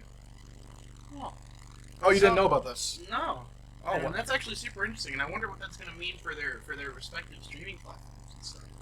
yeah. Like I will say I'm a little bit. I'm of two minds of this, and the reason why I say this is because, like, on one hand, mergers can be scary. Yeah. Because they can create monopolistic kind of Yep. things. I wasn't too concerned over Disney buying 20th Century because, mainly because, well, granted, Fox Corp was trying to sell off 20th Century in general, so it was going to go to someone. Yeah. Although, and I guess you could also argue that's the same thing that's happening with AT&T and Warner Media. But it's like, that was like, quite a few years ago, really, when that happened. But at the same time, even though I'm worried about mergers, I feel like Discovery is a better place than AT&T to have Warner Media. Oh yeah, I think Because, for like- sure, especially with like how strongly they've set up their streaming platform and stuff. Like they're really kind of dedicated to creating a viable and user friendly streaming platform and stuff. And I think it's going to be even better now that they have so much more content to put on. Like, now, granted, I should say this. This deal's not going to close until next year because they have to go through the government. They have to go through the government, see if everything meets legal standards and whatnot. But like, the reason why I say this is because like AT&T has kind of botched this whole. Because like they bought Warner Media for like what, over $80 billion in 2018. Yikes. Yeah, and now they're just selling off. Like there are so many problems that happen. Like, mainly, what my main point is this is like they had like think about it, this is a phone company being in charge of a big production company. And what happens when you have people who have no experience in something buying into something? It doesn't work out. And like I don't mean to go back to Trump, but it's like when he picked his when he picked his staff, like his like I don't know, like when he picked his staff, it was mostly business people and attorneys. Like Ajit Pai, who was the former chairman of the FCC, he was a former attorney for Verizon. Yep. And he this is the guy you want running the FCC? Yeah, it's almost like it's a conflict of interest or something. But yeah, it's like what would I know? it's like when you don't have like these guys weren't politicians. They're business people, and they're going to run the country like a business, and it's not really a good thing. Yeah, I mean, like, don't get me wrong. You can like find some success in running aspects of the country, like the economy and stuff, like a business, because that's what you're supposed to do with that. It's a bunch of money, math, and numbers. But like when you get down to like social problems of society and other things like that, legislation and stuff, it's literally outside of just economics, which is a lot of most of government work. Yeah, it's not gonna go good because you got a bunch of freaking CEOs trying to run the show. Yeah, and it's like, because, and this, how I describe it is like when you, I think one good thing to really talk about when it comes to this was their launch was AT&T's launch of HBO Max. It was one of the worst launches for streaming services I've seen. Like they had the starter pistol, right? But instead of shooting it up in the air, they decided to shoot themselves in the foot. Yeah, like not making deals with Roku or Amazon, Yeah. two of the biggest streaming platforms out there, to put your streaming service on that, like not being able to secure a lot of content, not having any big launch day titles, like how Disney did with The Mandalorian and whatnot. Because like the biggest thing you can probably think of that was on HBO, like the biggest launch title on HBO Max was Elmo. What was it? The Not Too Late Show with Elmo. Yeah, that's like the biggest thing. I didn't even remember that one until you brought that up. I forgot that was even a thing. Exactly, and cause they on their Investor Day they announced that we're going to do like this Game of Thrones prequel series. If you were to launch with that, okay, like, that could be that would be. I mean, a lot of people were pretty unhappy with season 8, and I'm sure they want some but good even Game then, of Thrones. even then, Game of Thrones is still like a big that's what I'm popular saying. thing. Like, it would have been such a good move on their part because, like, honestly, I feel like, and I kind of speak for myself on this end, like, as a fan of Game of Thrones, all I really want is just some more Game of Thrones that isn't bad. It's I can't really comment on Game of Thrones because I haven't seen it, but it's like, and not only that, you know what was one of the reasons why AT&T sold? I should also say this: when Discovery and Warner Media actually merge, and AT&T is separate from them. Right. Apparently, the head, the CEO of Discovery is going to be the head guy. Is going to be the CEO of this new company, not the Warner Media guy. Because let's talk about the Warner Media guy here for a second, because he really fucked up. He really fucked over Warner Media in December because it says moreover, industry sources say the strategic move that made such a splash last December when Warner Media opted when Warner at Killar's direction. Killar is the guy. Jason Killar was the CEO. He opted for simultaneous releases in theaters and on HBO Max for Warner Brothers' 2021 movie slate. It is seen as a major misstep because it is shaping up to cost the studio over $1 billion in lost box office revenue. It's almost like Talent profit. No, go ahead. Talent profit participation payments and in high license fees paid for the movies from HBO Max. Unless the pace of HBO Max subscriber additions pick up significantly in the coming months, the high cost of the movie content for the streamer will be hard to justify. And not only that, like, here's the thing: a lot of people were like, because a lot of the talent got really mad when they announced this, including Christopher Nolan, and everyone's like, "Oh, you Hollywood elitists! Like, you don't understand." Like, no. Here's the thing: this is one thing that nobody realizes. Warner Media, Warner Brothers, did not tell any of their talent they were doing this. They didn't tell Denis Villeneuve that they were going to be putting Dune on HBO Max. They didn't tell Will Smith that his movie King Richard was going to be on. Keanu Reeves for The Matrix 4. The only people they told were Gal Gadot and Patty Jenkins for Wonder Woman 1984. Well, I mean, I get why. No, I get that. I get, do that, but do that with all the others as well, because... No, that's what the why is coming from. Like, you either go all the way or you don't. No. The thing is, you do go all the way because you made agreements with all this talent, all these directors, and you can't just blindside them like that. You can't.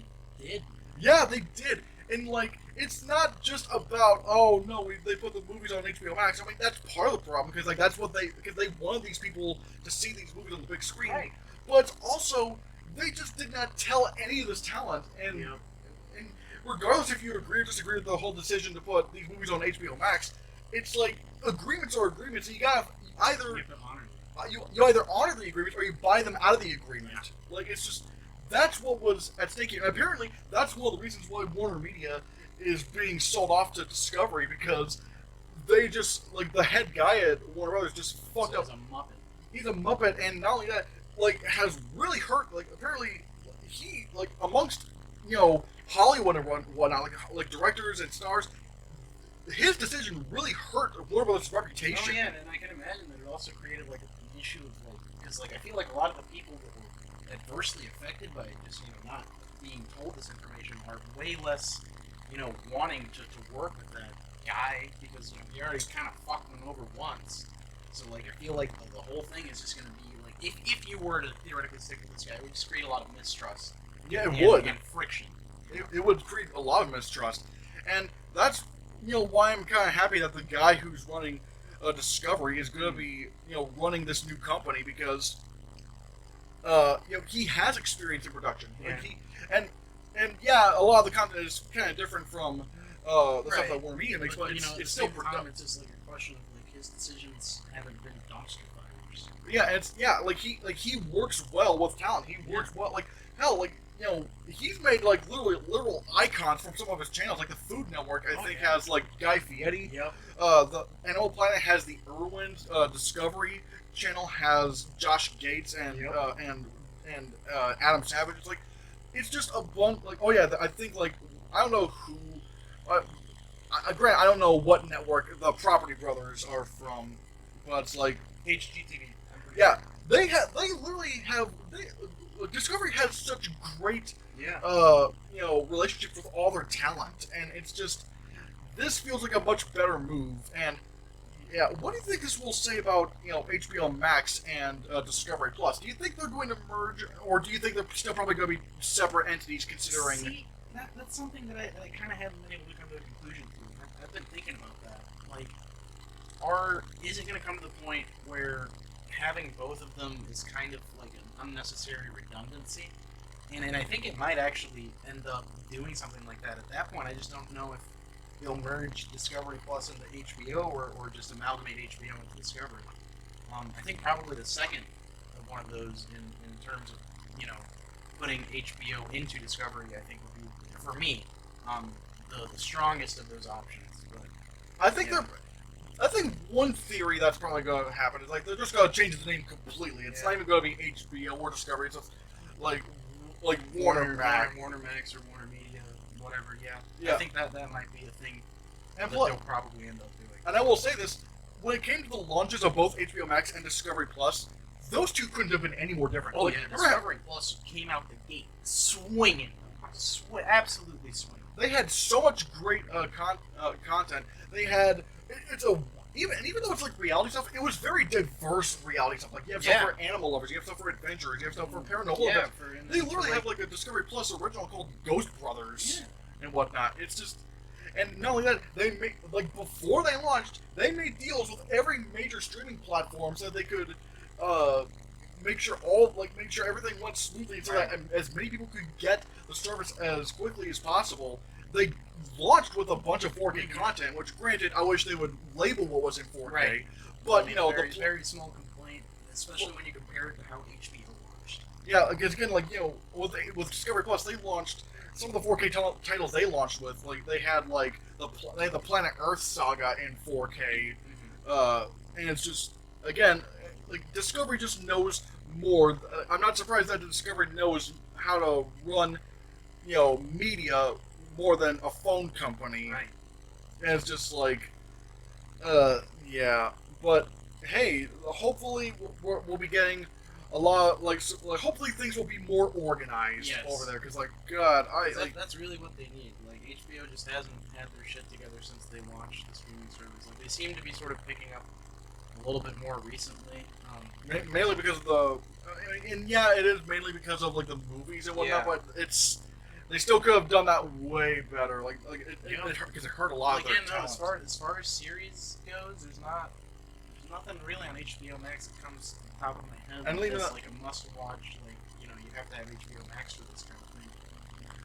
Because granted, there is I do watch some shows on HBO, and I want to say a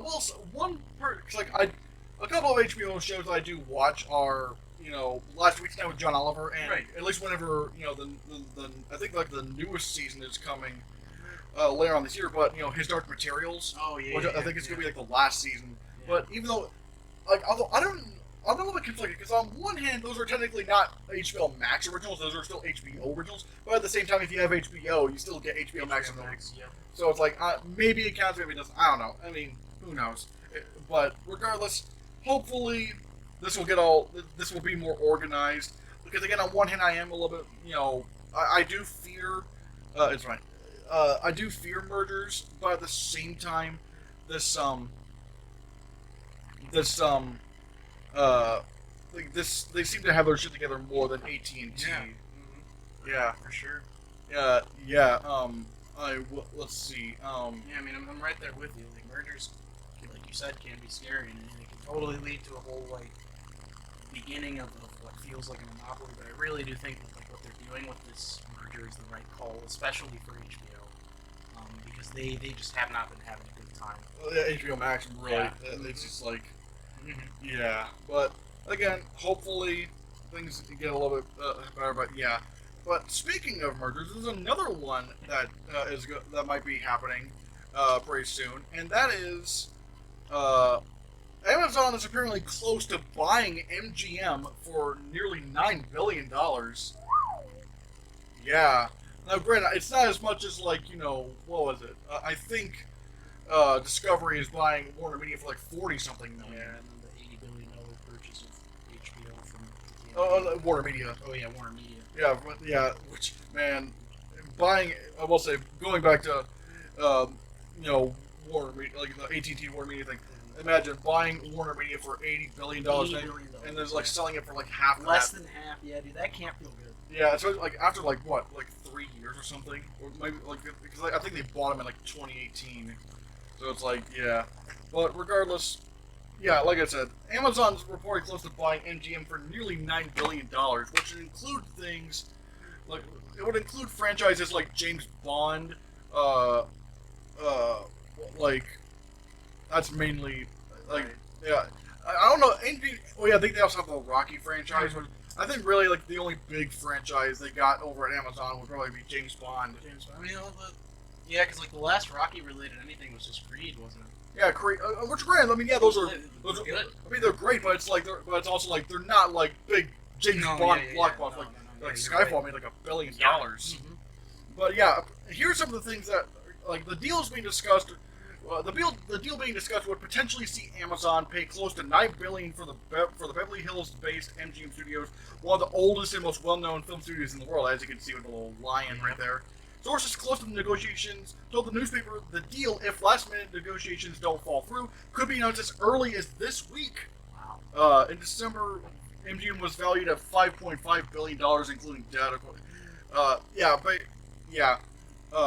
Some of their expensive library includes things like James Bond, and even though they did make Gone with the Wind and Wizard of Oz, I think those were at least when it comes to Wizard of Oz, I think that one eventually went to Warner Brothers. I think I do believe you're right.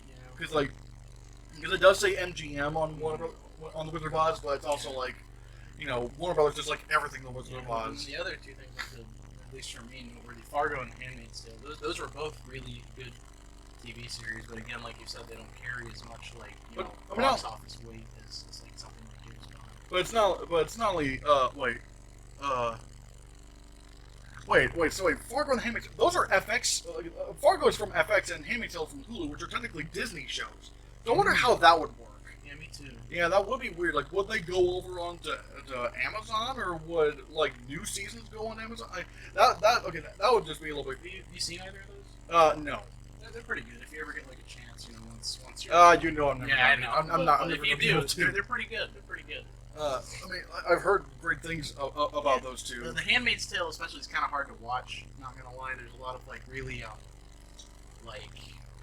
not so easy to navigate topics that they kind of talk about in that show, or not need to talk show, and but it's pretty good. I like it.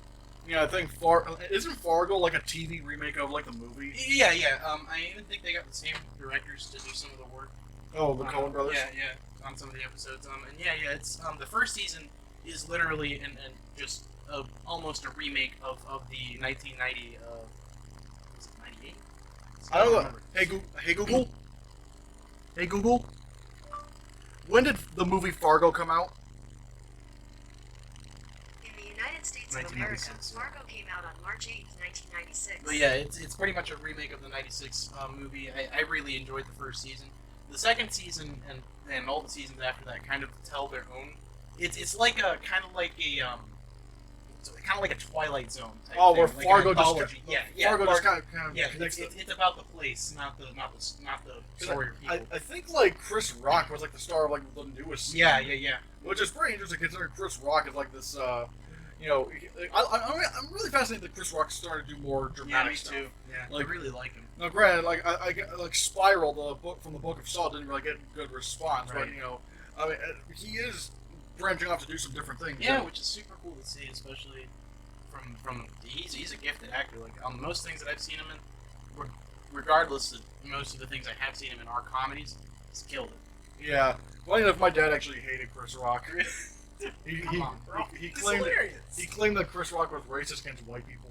Yeah, obviously, bro. How can I forget? Yeah, it is pretty insane. Is someone calling you? No, I keep getting blown up by spam numbers. Oh, it literally Yeah. says spam yeah, risk. I know. I don't. I just want them to leave me alone. Oh, that's not gonna happen. Yeah, I know. Dude, they really want to sell me some car insurance for that car I don't have. Yeah. Well, I will say, there's one last topic we want to try to get to, but it's not even really a topic. It's like a thing. It's more of an Like experience. Like in a science experiment. Yeah. Oh yeah. Really. Oh god. I'm scared. I'm honestly kind of scared of this. Okay. I will say, preparing for Raphael to be here, I got some disinfectant spray and whatnot. Trying. But however, I came across this one thing, and it's like, why does this exist, and why is it $5? This thing, it's an electric bug zapper. I got this at Family Dollar. It's a bug zapper that costs like $5, and I'm honestly kind of like, I was like, you know what? I could do something really stupid with this, and that's what we're gonna try to do today. I'm excited about it, but honestly, I don't. Why would you sell this kind of? This is literally your kids are gonna buy it and then they're gonna start whacking each other with it. That's Oh what's god! It says ping pong. No, I will say there's no batteries in this, but we got Alright, batteries. Load her up, and then I want you to spank me. Oh god! I don't think it's a good idea to put that against cloth. Okay. It's electric. That's like Okay. an electric shock. Okay. Here. Right here. I need to put the batteries in first. Yeah. Oh god, this is just gonna be the dumbest thing ever. I was about to pull down my pants to show you my Actually, but then I remembered we're on camera. Yeah. Don't pull Yeah. down your underwear. Sorry, I don't want to see You your don't ass. get that show today. Oh boy. You'll have to wait for the after hours Oh boy. podcast. Yeah, that's not happening anymore. Okay, I'm actually trembling right now. Oh, It's gonna be lit. it is gonna be lit. It's gonna be lit up. Oh, I'm so glad you purchased this thing, dude. if this thing is actually as dangerous as I'm thinking it might be, this, like... I'm ready to stream. I hope to God this thing is, like... Hold on, let me just... I'm worried that you're gonna jolt in, like... Don't worry. I've been tased once. You have? Yeah, it was I- an accident. I kind of did it to myself. Oh no. Oh god. I need some free electricity, bro. Can you hook me up? Oh god. Wait, is this thing even working? Here, let me take a look at it. Ugh. Batteries might. I don't think it's a good idea to put that next to the cloth. Oh yeah, you're right. It's- I think I did. yeah, you did. Although maybe it just doesn't show it. Maybe it doesn't make a noise. I mean, like, or at least like maybe it only makes Oh noise. no, it Oh, does work. oh no. Maybe I just put them in wrong. Oh. No, it does work. It was working. You just tried. It doesn't make noise. Oh wait. Why isn't it doing that? Wait, okay, maybe. Oh. Okay, yeah, the batteries just get unsettled. Okay, now we're gonna have to do it without this because the batteries keep getting moved around.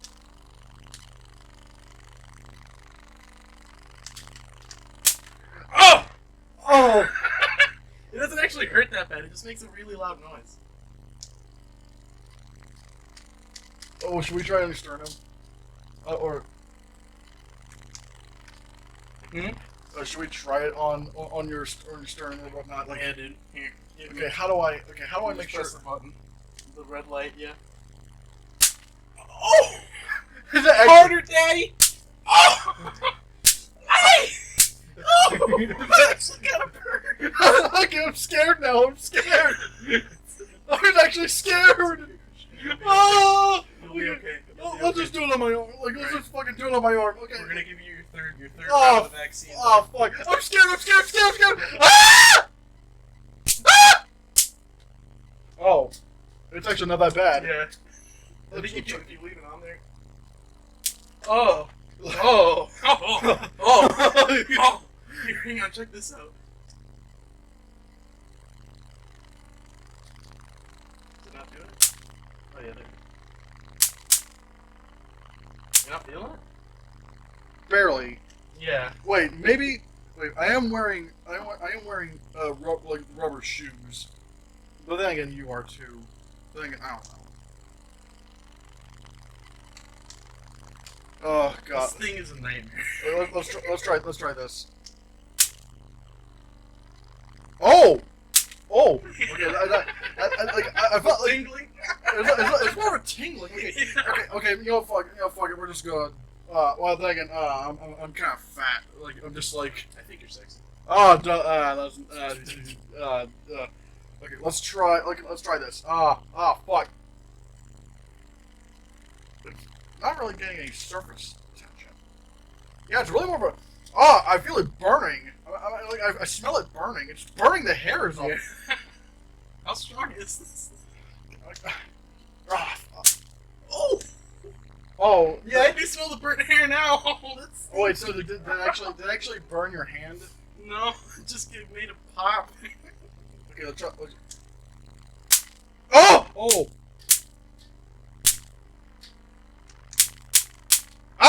Shit! Let's. Oh fuck! Fuck it. Let's try this. High five.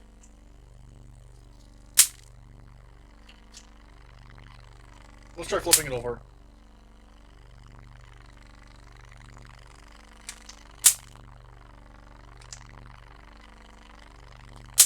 Ah! Oh god. Oh. Oh fuck it. That's how long we can last this. Ah! Fuck! Ow! God damn, ow! Fuck! This is so stupid. That thing is poggers. Ow! Ow! Ow! Ow! We're just playing it all. Oh. Ow! Ow! Ow! Ow! Okay, now. Ow! Fuck! Ow! Ow! Okay, that was the worst one. Actually hurts. This is the worst one yet. It's literally a taser. Ow! It's literally a taser, dog. Okay. Great. It's not as bad as I No, thought. but I mean, if you leave it on there for a minute, It's, yeah. it goes. What am I doing? I'm not good. Bah! Oh no! I don't want to do this. We can't do this. I don't think we can do the face. No, please don't. I kind of use this thing. Dog. Let's see. Ah!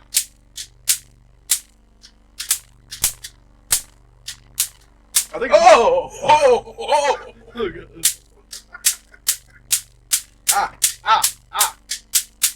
Okay, well. Here, wait.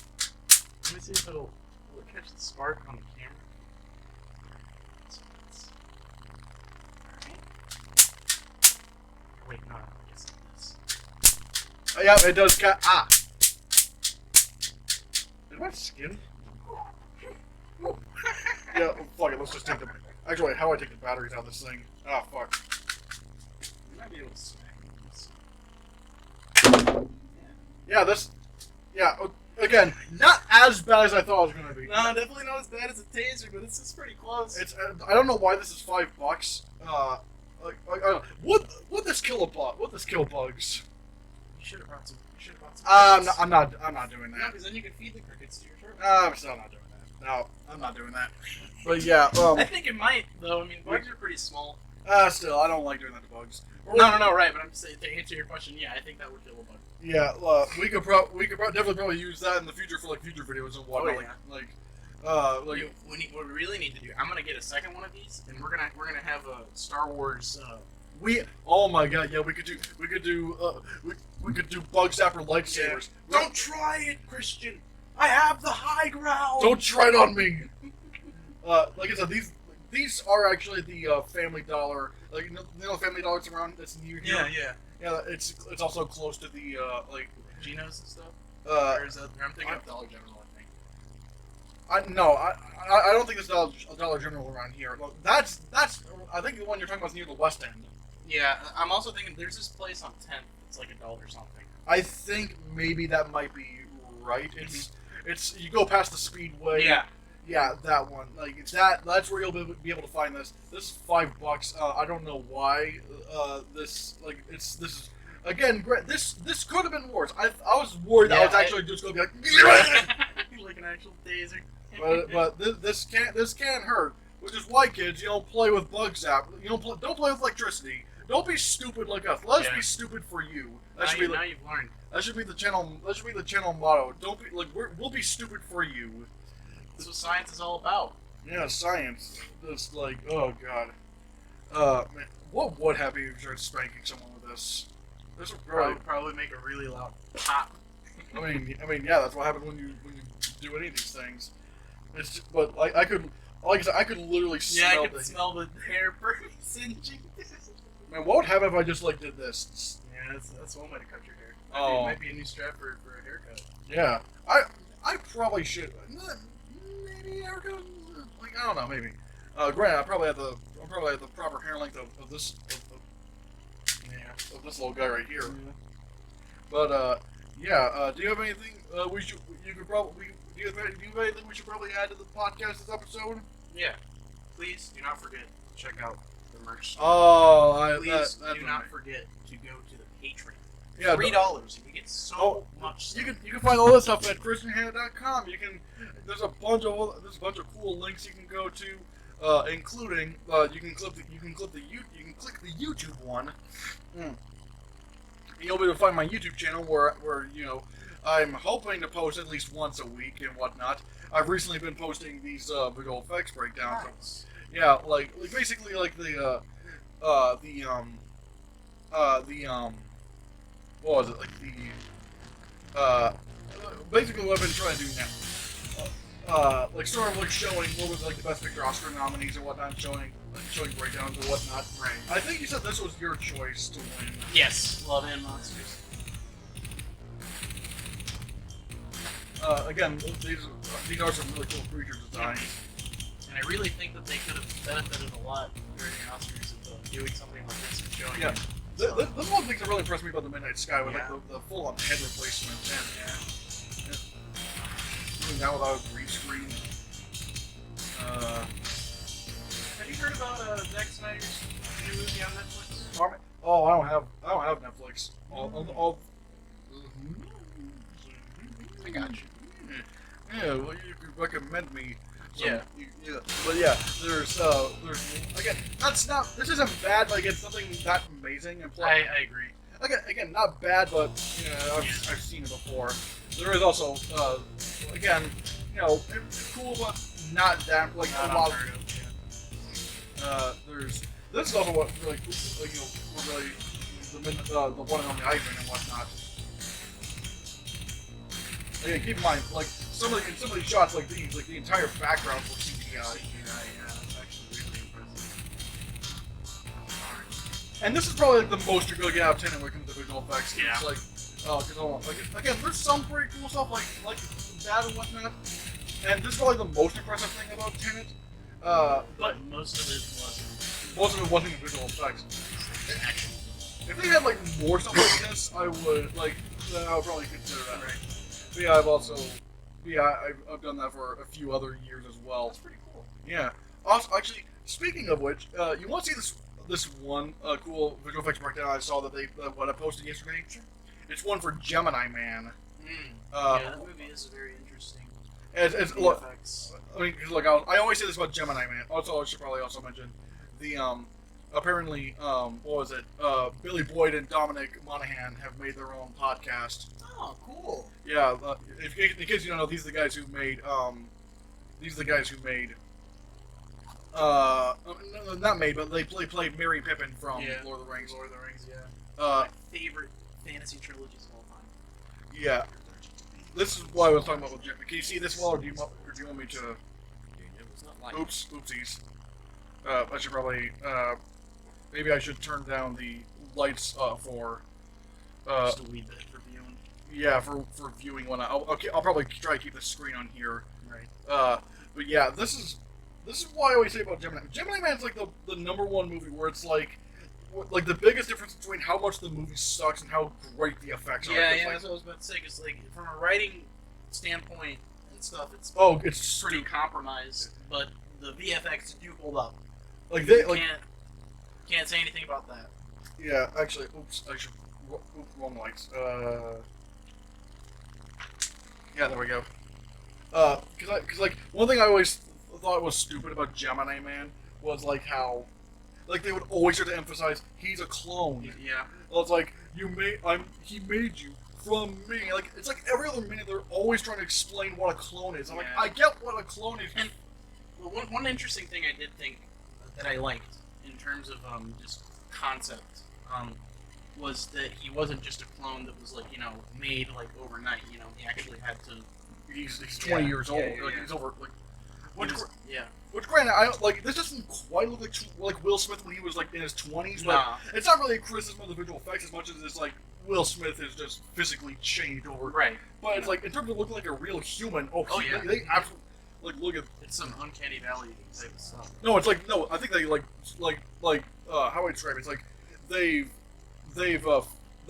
they didn't run into the uncanny valley. No, yeah, that's what I mean. Like, what I meant to say by that is, like, my brain understands that I'm not looking at a real person and it's actively looking for, like, indicators and stuff, but genuinely I'm having trouble finding it. The thing for me is like the only thing that really gave it away that was CGI is because I know Will Smith isn't that young. Yeah. Yeah, like You're allergic to bees. You Like- hate cilantro. like, you always look- sneeze 4 keep in mind, times. it's Everybody not hates just his head cilantro. that's CGI. Junior is a fully digital character modeled to look like a 23-year-old Will Smith. Even the clothes. We structured our capture approach to make sure Will could stay with one character for extended Yeah. periods and would always be able to act with a partner. This allowed him to preserve the emotion he was conjuring for each performance. The true challenge with Junior was not like this. It was recreating the specific fate. Him, body double to sort of reference off of, that it really made all those scenes a lot more awkward. But the scenes. I mean, like they usually do. They do this with a bunch of. They do that aspect. Like they even did that with Jack and Jill. Yeah, that's. I mean, yeah. I guess that doesn't always save the day, but yeah. Well, I mean, but it does help. Yes, for sure. But again, for me, what makes this even more impressive than something like even The Irishman, which is probably like number 2 for me in terms of CGI people, is that again, Facial movements that Will everything Smith about him uses is to CGI. communicate and Yeah. express emotion. When you see CGI people, You it's were usually talking to just him the all the neck time. up, but his clothes. Audiences know Will's face, so we knew any differences in the acting would stand Like, out, that is particularly with insane. the heightened detail of 120 frames per second Oh. and at 4K. Because I'm the Oh my, best. yeah, this This was pushed rendered us to in expand 4K. our facial rig to allow animators to go deeper into the intricacies of the muscle movements, with 100 main muscle controllers and over 300 secondary controls. Control for details like how the lips stick together and pull on surrounding tissue, and how There's subtle also changes in the eye shape rendered communicate at higher FPS, which 120 I frames don't per think helped. It Yeah, like- too much. That's again, that's not. I can't even look at the criticism of the effects as much as the criticism of like the decision to Yeah. film the movie at Yeah. 120 frames. Yeah. That's like 5 times the frames of a normal movie. Yeah. Even The Hobbit wasn't framed No. anywhere near that many And, like, frames. the problem is that it like makes things that aren't exactly right stick out a lot more. Yeah, it makes like for example, like it makes makeup more noticeable. It makes the sets look more noticeable. Yeah, I've noticed. Like, I think you were telling me about this, but like soap operas and stuff, they film like at a ridiculously high for FPS. Like it looks like a soap. Like it Yeah. makes it look like that's why I can't really get into Doctor Who because they always frame it at such a high same. frame That's rate. actually why I stopped. Part of the reason why I stopped watching it. So the first thing that I noticed when I started watching it was, oh man, these visual effects kind of look like shit. And then I noticed that as the series kept going, because I started with the newer series, I didn't get into Doctor Who, like, into the... I've seen the older stuff now from, like, the 70s and 80s, or at least, what's still available. But the newer series, like, after Christopher Eccleston became the Doctor, I noticed that the visual effects never really looked any better. And then when you were telling me about that frames per second stuff, I actually found out that it was probably 100% because of that. Because And that's- really. And that's probably one. And that's also something your TV really suffers from. Yeah. Like we watched Cats, and I still think the visual effects would look a lot better if it had been But I frames. did get a new TV though, so. Oh, okay. Next And, time. and it does like 24 frames. Yeah. Mhm. Oh man, thank goodness, because like Yeah, no, same. I was suffering. Don't worry. yeah, because like yeah, because I've always said this about the effects in Cats. It's not even really the effects themselves. It's just for one the design choice of having human faces on cats. And it's just like yeah, I think that's really what its biggest attraction was. I did get a chance to see it again on a not wonky TV, and I noticed that it didn't look as terrible as I remember it looking. But yeah, the one thing that really stuck out to me was just that design decision to do the human faces. yeah, and but again, like Emotions were all accessible to Like, the the artist way- to help them find like, the the- performance. Animators began by building an actor puppet for current-day Will Smith to validate their understanding of Will's underlying muscle movements, and to ensure that they were getting everything they could from what was captured. They then applied this learning to the junior puppet, where they would craft the more youthful performance. oh, never seem to there's another notice, so we Gemini just Man keep visual effects going. breakdown on you. New deep shapes technology was It's developed to add crazy. temporal details Oh. beyond traditional blend shapes, by Oh. weighting movement based on muscle depth, altering how the fluidity of those movements are perceived on the skin's surface. The result allowed for a more youthful response to the same series of muscle movements. A procedural pore distribution system combined with actor-accurate wrinkle flowline maps produced pore-level 3D flex and compression at a microgeometry level. We added separate pheomelanin and new melanin absorption parameters to increase the accuracy of our subsurface skin shading model. This also meant blood flow in the skin responded more accurately to the delay line controls for gradual transitions in colour, based on compression. To finish the look, we added an independent sweat layer to better reflect exertion and stress.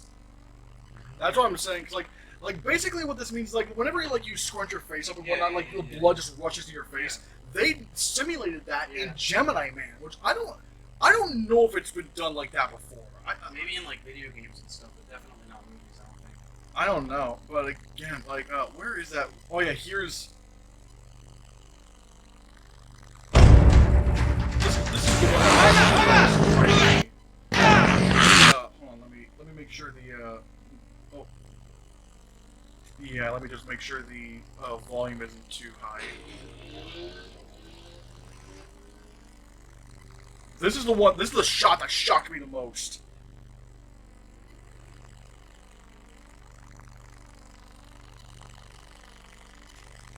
Yeah, that Will Smith in that shot was completely CGI.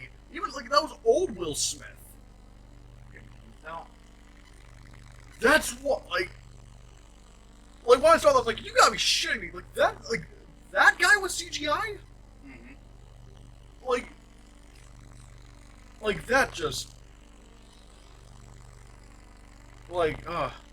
I still love the way they shaped and I don't know how to describe it, like the way they did his body. Mm-hmm. And once again, that little shot right there, hold on. That's something you once again have to take into consideration when it comes to this.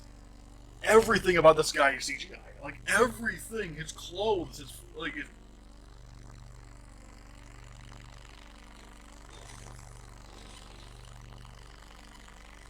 that.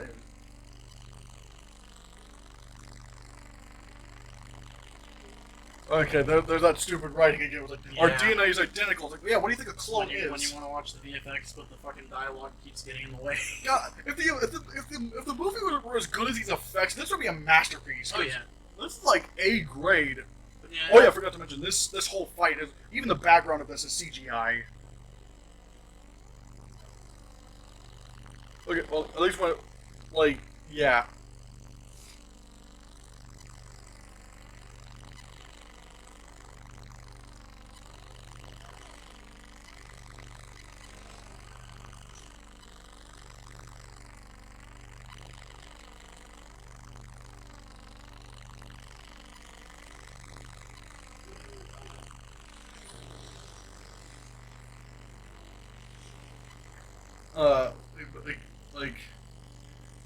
Like, I would have honestly nominated this for Best Visual Effects over 1917, which ultimately won. Oh, Right.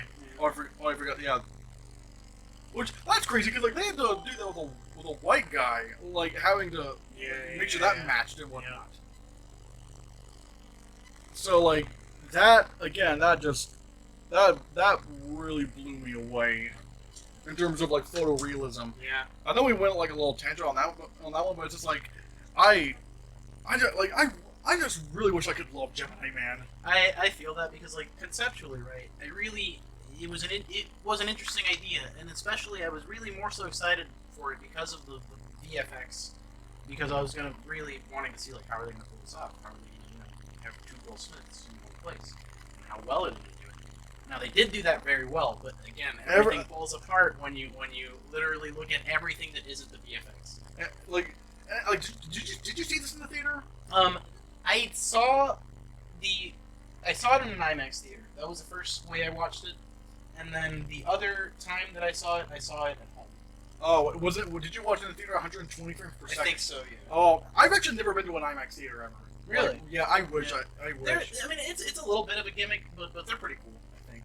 I would especially want to watch something like big like Avengers Endgame or like IMAX, yeah. Oh, I forgot to also mention this. We didn't talk about some of the movies that we're excited for in 2021. Yeah. Yeah. You want to talk about those? Sure.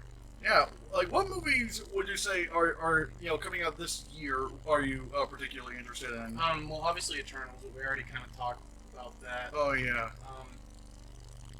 Other than that, Oops. Oops. Yeah. Let me just wake up. It's 2011. Yeah. 2021 movies.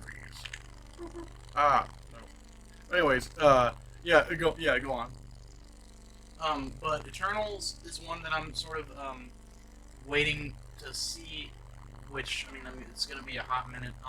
I've also been seeing trailers for that Bob Odenkirk movie, Nobody. Oh, Nobody? Yeah, and that looks interesting. I haven't watched it yet. Is it out? Yeah, it's out. Okay, but yeah, that was one that I was kind of interested in. Just because I'm a little bit of a fan of Bob Odenkirk. I think he's a pretty good actor. You've ever seen Breaking Bad or Better Call Saul? I haven't. Yeah. I don't even know why I bothered asking. Other than that, there is actually I was telling you about this. There's this new Zack Snyder movie on Army of the Netflix. Yeah, I haven't gotten to see that either yet. It's 2.5 hours long. Yeah. That's really weird. Like, it's supposed to be like some kind of sequel to the remake of Dawn of the Dead, or at least like a spiritual. Yeah, a spiritual successor to that. Which I wasn't the biggest fan of Dawn of the Dead, the 2004 one. I like the George Romero one better, but that's just like a me thing. Well, I think they're also like very different. Oh yeah, kinds of movies. they're incredibly different movies. The Dawn of the Dead from 2004 is more of like grittier action, sort of very very Zack Snyder-esque. It's very gritty, not like realistic because it's zombies, but it's one of probably the more realistic takes on zombies I've ever seen. Guess who wrote that movie? Who? James Gunn. Really? Yeah, James Gunn and Zack Snyder worked on that together. And, I did not know that. Yeah, and now Zack Snyder's going to be an executive producer on The Suicide Squad, which, the Suicide Squad. Let's talk about this. Yeah, that's another one I'm my. kind of really interested to see what they do with. But yeah, an interesting thing about the movie, the zombie movie on Netflix, I don't know if you know who Krista Elliott is, but they ended up having to replace him entirely because he is in some hot water for sexual assault because it turns out he's a piece of garbage. Yeah, and they replaced him with like this one woman and whatnot. Yeah, who Dave Bautista apparently they've never met. They didn't work together on They set at green all. screen her in. Which, was the character did the character play an important role in the story? Or? See, that's I haven't forgot seen you it didn't yet. see. You didn't see it. I am planning on watching it, but from what I understand, you can definitely tell that they green screened her in from the perspective of there are a few lines where they either mislabel her pronoun and also eye level is still a problem from what I understand. But other than that, I don't know how massive of a part in the story Krista Elliott's character played. I mean, I can't think it'd be too big of a part because, like, honestly, Krista Elliott is like I don't think I've seen him in any movie ever. He's kind of like a C-list kind of actor, but yeah, they replaced him. Oh yeah, and that's Well, actually, now he's an S-list actor. S for Shit. RS for registered sex offender. Hey. But yeah, this is Army of the Dead. Yep. But yeah, let's talk about the Suicide. Yeah. Oh my God! When they said that James Gunn that was doing the Suicide Squad, I was like, oh, that's gonna be fun because this is right in his wheelhouse. Also, Yep. I will say the thing that got me really excited was when I they like said the shark. King Shark. He's voiced by voices him. No. Stallone. You kidding? He played. That's gonna Hands. be Also, I got really excited when they said that fucking Polka Dot Man was gonna be in this thing. Dude, of course. Polka Dot really, Man. like, see, this is what I'm really looking forward to this one because I read the Suicide Squad comics, and they really are taking some of the best parts of that and really like fucking King Shark. He was one of my favorite characters in the comics. I'm really glad to see him come onto the big screen, especially voiced by Sylvester Stallone. But like, it's fucking Polka Dot Man. They got Polka Dot Man in this thing. Like, Polka Dot Man has always been said to be like one of the dumbest villains ever. Like, it's just, dude. Like he's like next to maybe the Calendar Man or something. One of the weirdest concepts of a villain ever. but James Gunn, I just looking back, who do you think is gonna cause hold on, what was I about to say? When you look at this huge cast of characters,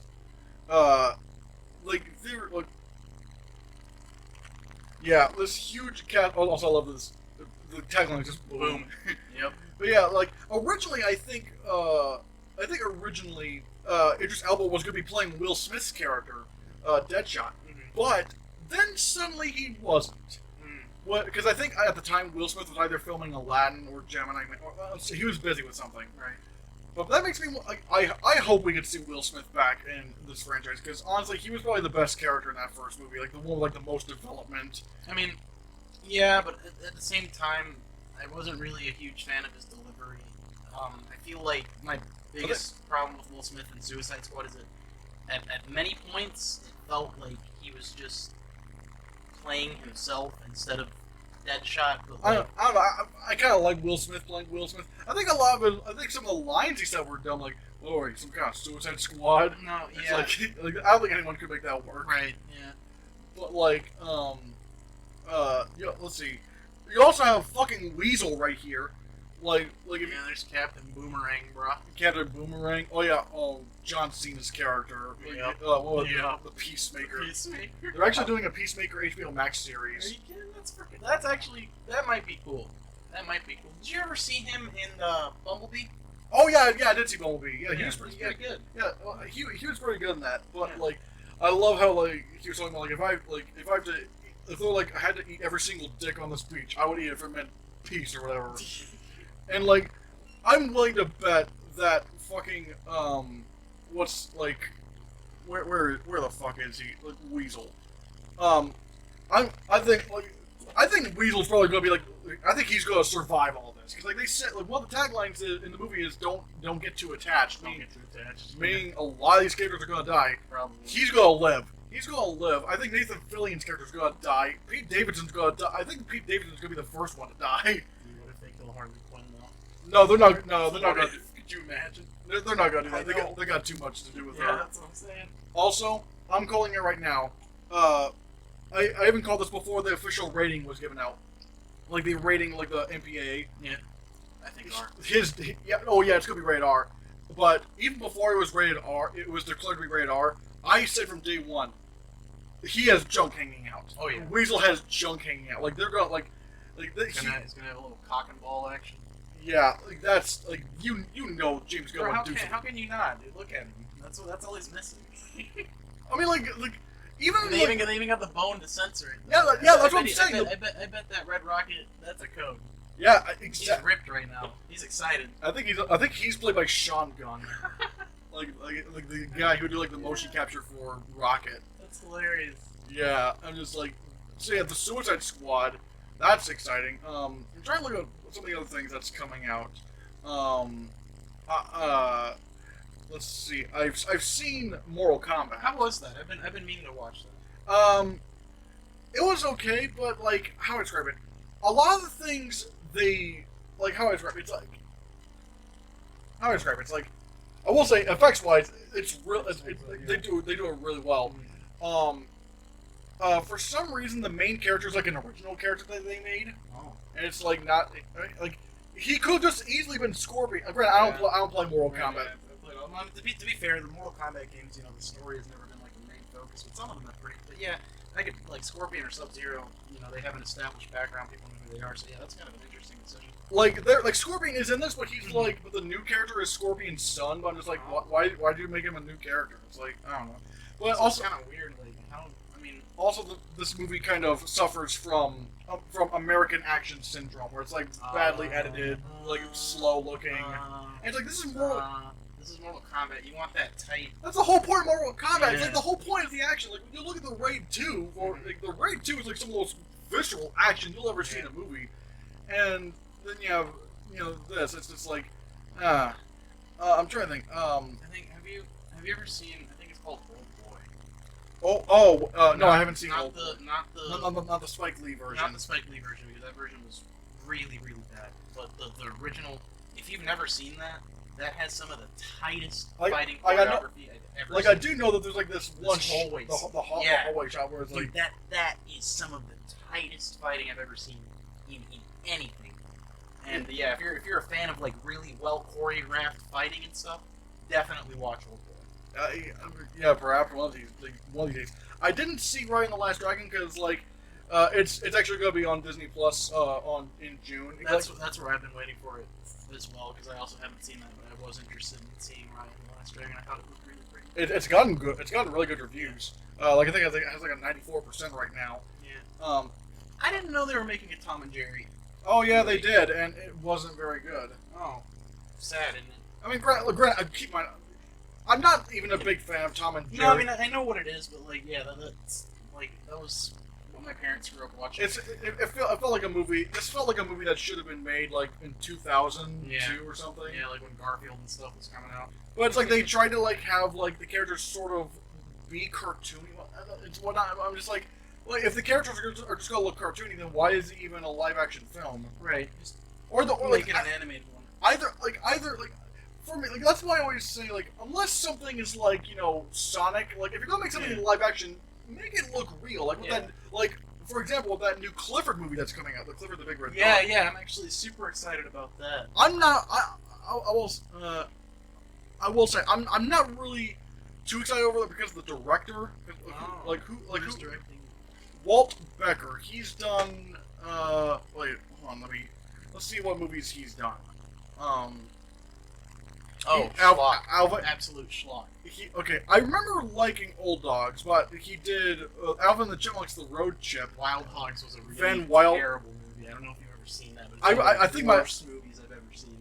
He did National Lampoon's Van Wilder, which I wasn't that excited for. It's like I don't have much excitement for the movie itself. But I guess I'm no longer holding my breath. Yeah, I should probably also mention. Yeah, I forget to bring up the screen, but I will say, I mean, people were like for some reason complaining about the way Clifford looks. And it's like, what? Like, I was like, oh no, this big red dog looks like a big red dog. Surprise Pikachu face. Now, some people were actually saying, well, his proportions look weird. It's like, yeah, because he's a puppy. Because he's a puppy, and also he's a giant puppy. Like, what are you talking about? Like some people were even trying to say, oh, why don't you just put a dog in front of a green screen? Like, that's not There's a million reasons why not to do it. A, you're not going to be able to make a movie like that, but B, that's not how that works. Because, oh no, here's the thing.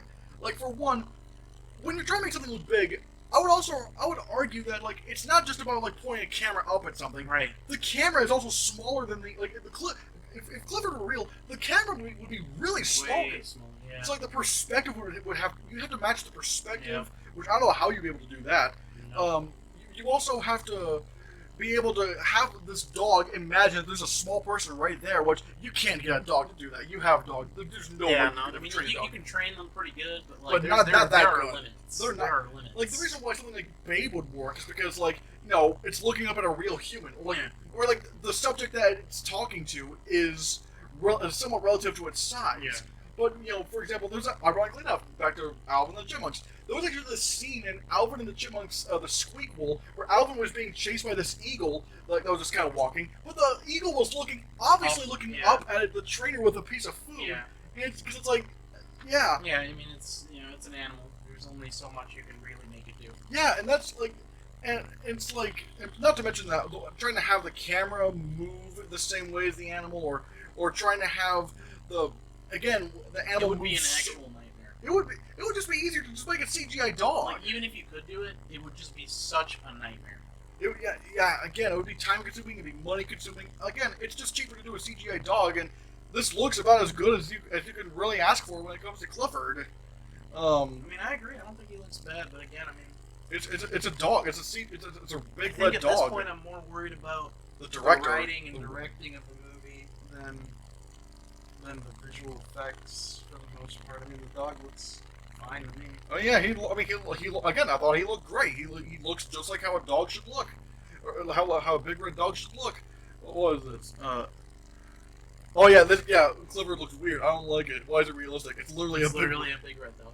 It's like some people were like, "Why don't you make it cartoony like Sonic?" It's like Sonic did. You can't make Sonic look realistic because there's like nothing on Earth that looks like Sonic. I mean, yeah, he's a hedgehog. Yeah, he's a hedgehog's don't look like that. Like, His cartoon, his design is so cartoony. You just can't make that work in live action. You have to make it look cartoony. Whereas this, it's just a dog. Make him a little bit redder. Make him big. All right. I'm also really excited for Dune. Dude, yes, actually, I can't believe I forgot about that, but yes. Yeah, this movie looks like, for one, it's being directed by Denis Villeneuve, who's like, Yeah. he's already like maybe one of the best directors working in it because he did Blade Runner 2049, which I Yep, love. I thought that movie was one of the best sequels ever. It's definitely up there for me. Yeah.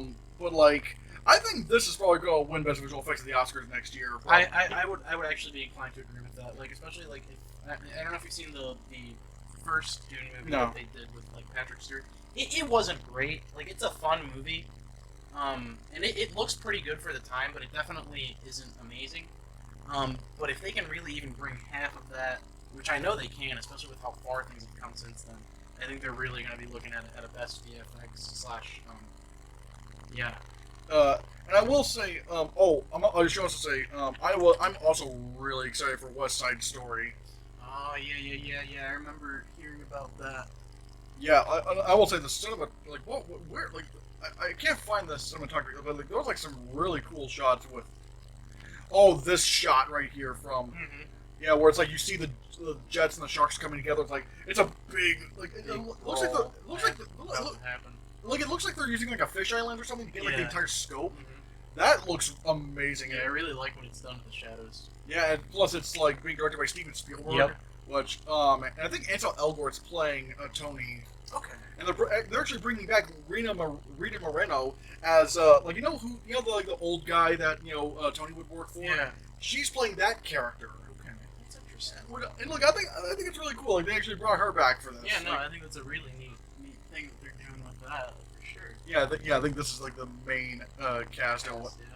But I will say, my most anticipated film of the year was the Batman, but they pushed that back to Yeah, I heard 2022. about that, yeah, which kind of sucks. That was probably also going to make my top 5 at the least. Yeah, but so right now my most anticipated movie of the year is In the Heights. Yeah, I saw a trailer for this, and it looks really, really interesting. Oh, not only does it look really interesting, apparently, let me look it up. Like the reviews so far are phenomenal. Like so far, wow. it's like a 98% with 64 reviews. Dang, Yeah, that's real good. yeah. Like they even released the track In the Heights Yeah. on YouTube. Okay. Yeah, it's really good, and also I think like even heritage wise, it's pretty interesting for you. Yeah, Dominican and stuff. Yeah. Yeah, like, the characters are Dominican, and like I shouldn't be surprised that a movie that Lin-Manuel Miranda has heavy involvement in is like doing really well, but it's coming.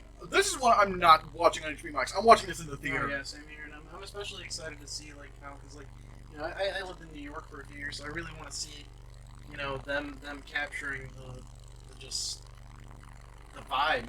Like I'm really wanting to see where he's going to take this, and honestly, I'm definitely with you there. I'm gonna have to see this in theaters. Yeah, I think this is being directed by the same guy who directed Crazy Rich Asians, Oh John yeah. M. Chu. Mhm. I'm trying to think of who else is in this. I guess not. Oh yeah, I think Lin-Manuel Miranda plays the Piagua guy. Oh yeah. Okay. Yeah, but I'm really excited for that.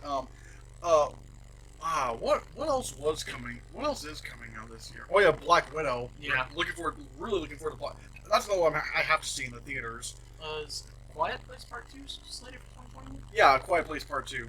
I wasn't a huge fan of I liked it. I haven't seen it since the theaters, but like there was like one issue I've always had with that movie, the first one, and it's like I know it is really one issue, but it's also a huge issue, and it's like, why did they decide to have another kid? Yeah, I know. It's like that was the worst mistake. Why would you want to bring something into this kind of world?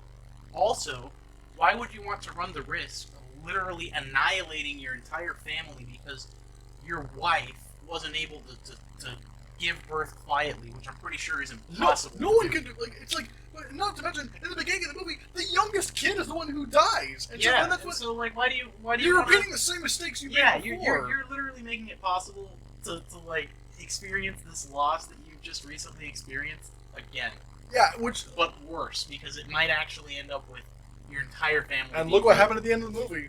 I'm not gonna say what happens, but it's like you know what happens at the end of the Quiet Place. It's like, well, you just kind of proved my point, right, you idiots. Yeah.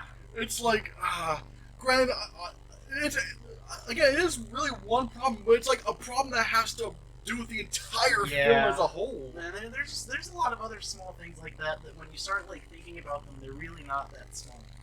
But yeah, that was one of my main problems with it too. It just I felt like the premise needed a lot. They needed to really. They really need to think about the details Yeah. a lot more.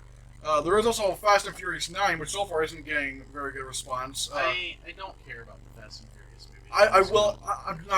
I'm not gonna lie. Like I saw the trailer for this newest one. I'm like, okay, this looks so weird and silly. I want to see it.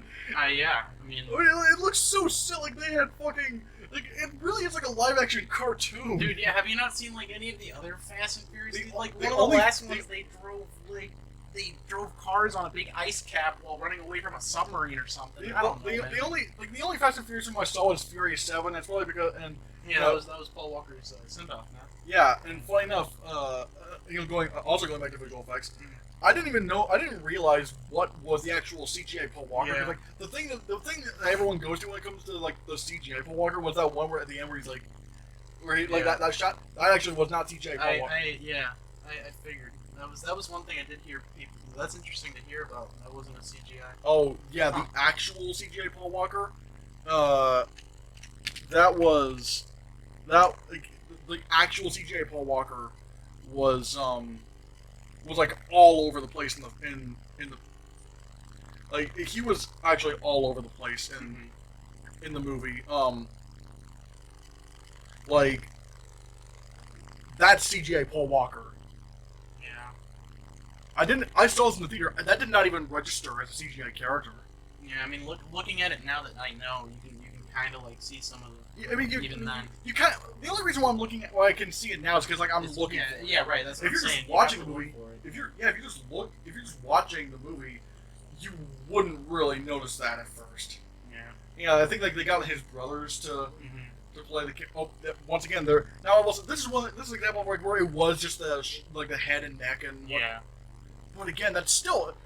Keep on. This was 2015. Yeah, that's this pretty was, impressive. This is before even Tarkin or whatnot. Yeah, and the Rogue One. It's like that. That is. Yeah, that is scary how good that looks, especially for 2015. But yeah, that. But yeah, sorry for getting sidetracked there, but it's No, just, that's cool. yeah. I will say there was one movie that I was kind of excited for, but I'm not. What's this? No, sorry, go ahead. But I do have Ghostbusters Afterlife. What's the deal with that? Apparently, it's like a sequel. It's a straight up. It's Ghostbusters 3, and it has Finn Wolfhard, Bill Murray, Paul Rudd, and the brain. Dan Aykroyd too. Yeah, the guy who believes in alien. Like I don't know. Like did you ever see like his vodka commercials or whatnot? Like, The skull, The crystal skull black. Nah, yeah, I freaking forgot about that, dude. That's like a repressed memory. Holy shit, yeah, I remember that. but yeah, Real like talk though, they're gonna get Rick Moranis in this bad boy or what? who knows? Although I think he is coming back for like the new Honey I Shrunk the Kid. Hey, that's Yeah. actually pretty awesome. I like that. Yeah, I think that it's also going to start like Josh Gad. I Okay. think it's going to be like straight to Disney Plus. Although I don't know when that's coming. There is of course No Time to Die. Although I will say, Is this supposed to be Daniel Craig's last? yeah, it's going to be Daniel Craig's last Bond. What a Yeah, run. Yeah. He did a really good job. I think the only Daniel Craig Bond movies I've seen were Skyfall and The Casino Royale. Casino Royale is pretty good. I really liked both those movies. Although I haven't seen Skyfall in forever. But there is one movie that initially I was excited for, but then when I heard some of the drama going on in the production, I'm like, I'm not even sure if I'm really excited for it anymore. And that's Jackass 4. You know, man, I didn't even know they were doing that. I thought 3 would have been the last one. Since I thought Bad Ryan Grandpa Reynolds- was the last one. Oh well, yeah, that was technically a Jackass movie, but But I it's mean, like, from what I didn't see. cause like So apparently, who's gonna be in this? Because I know like, Bam they were- Margera. they were like most of the cast except Bam.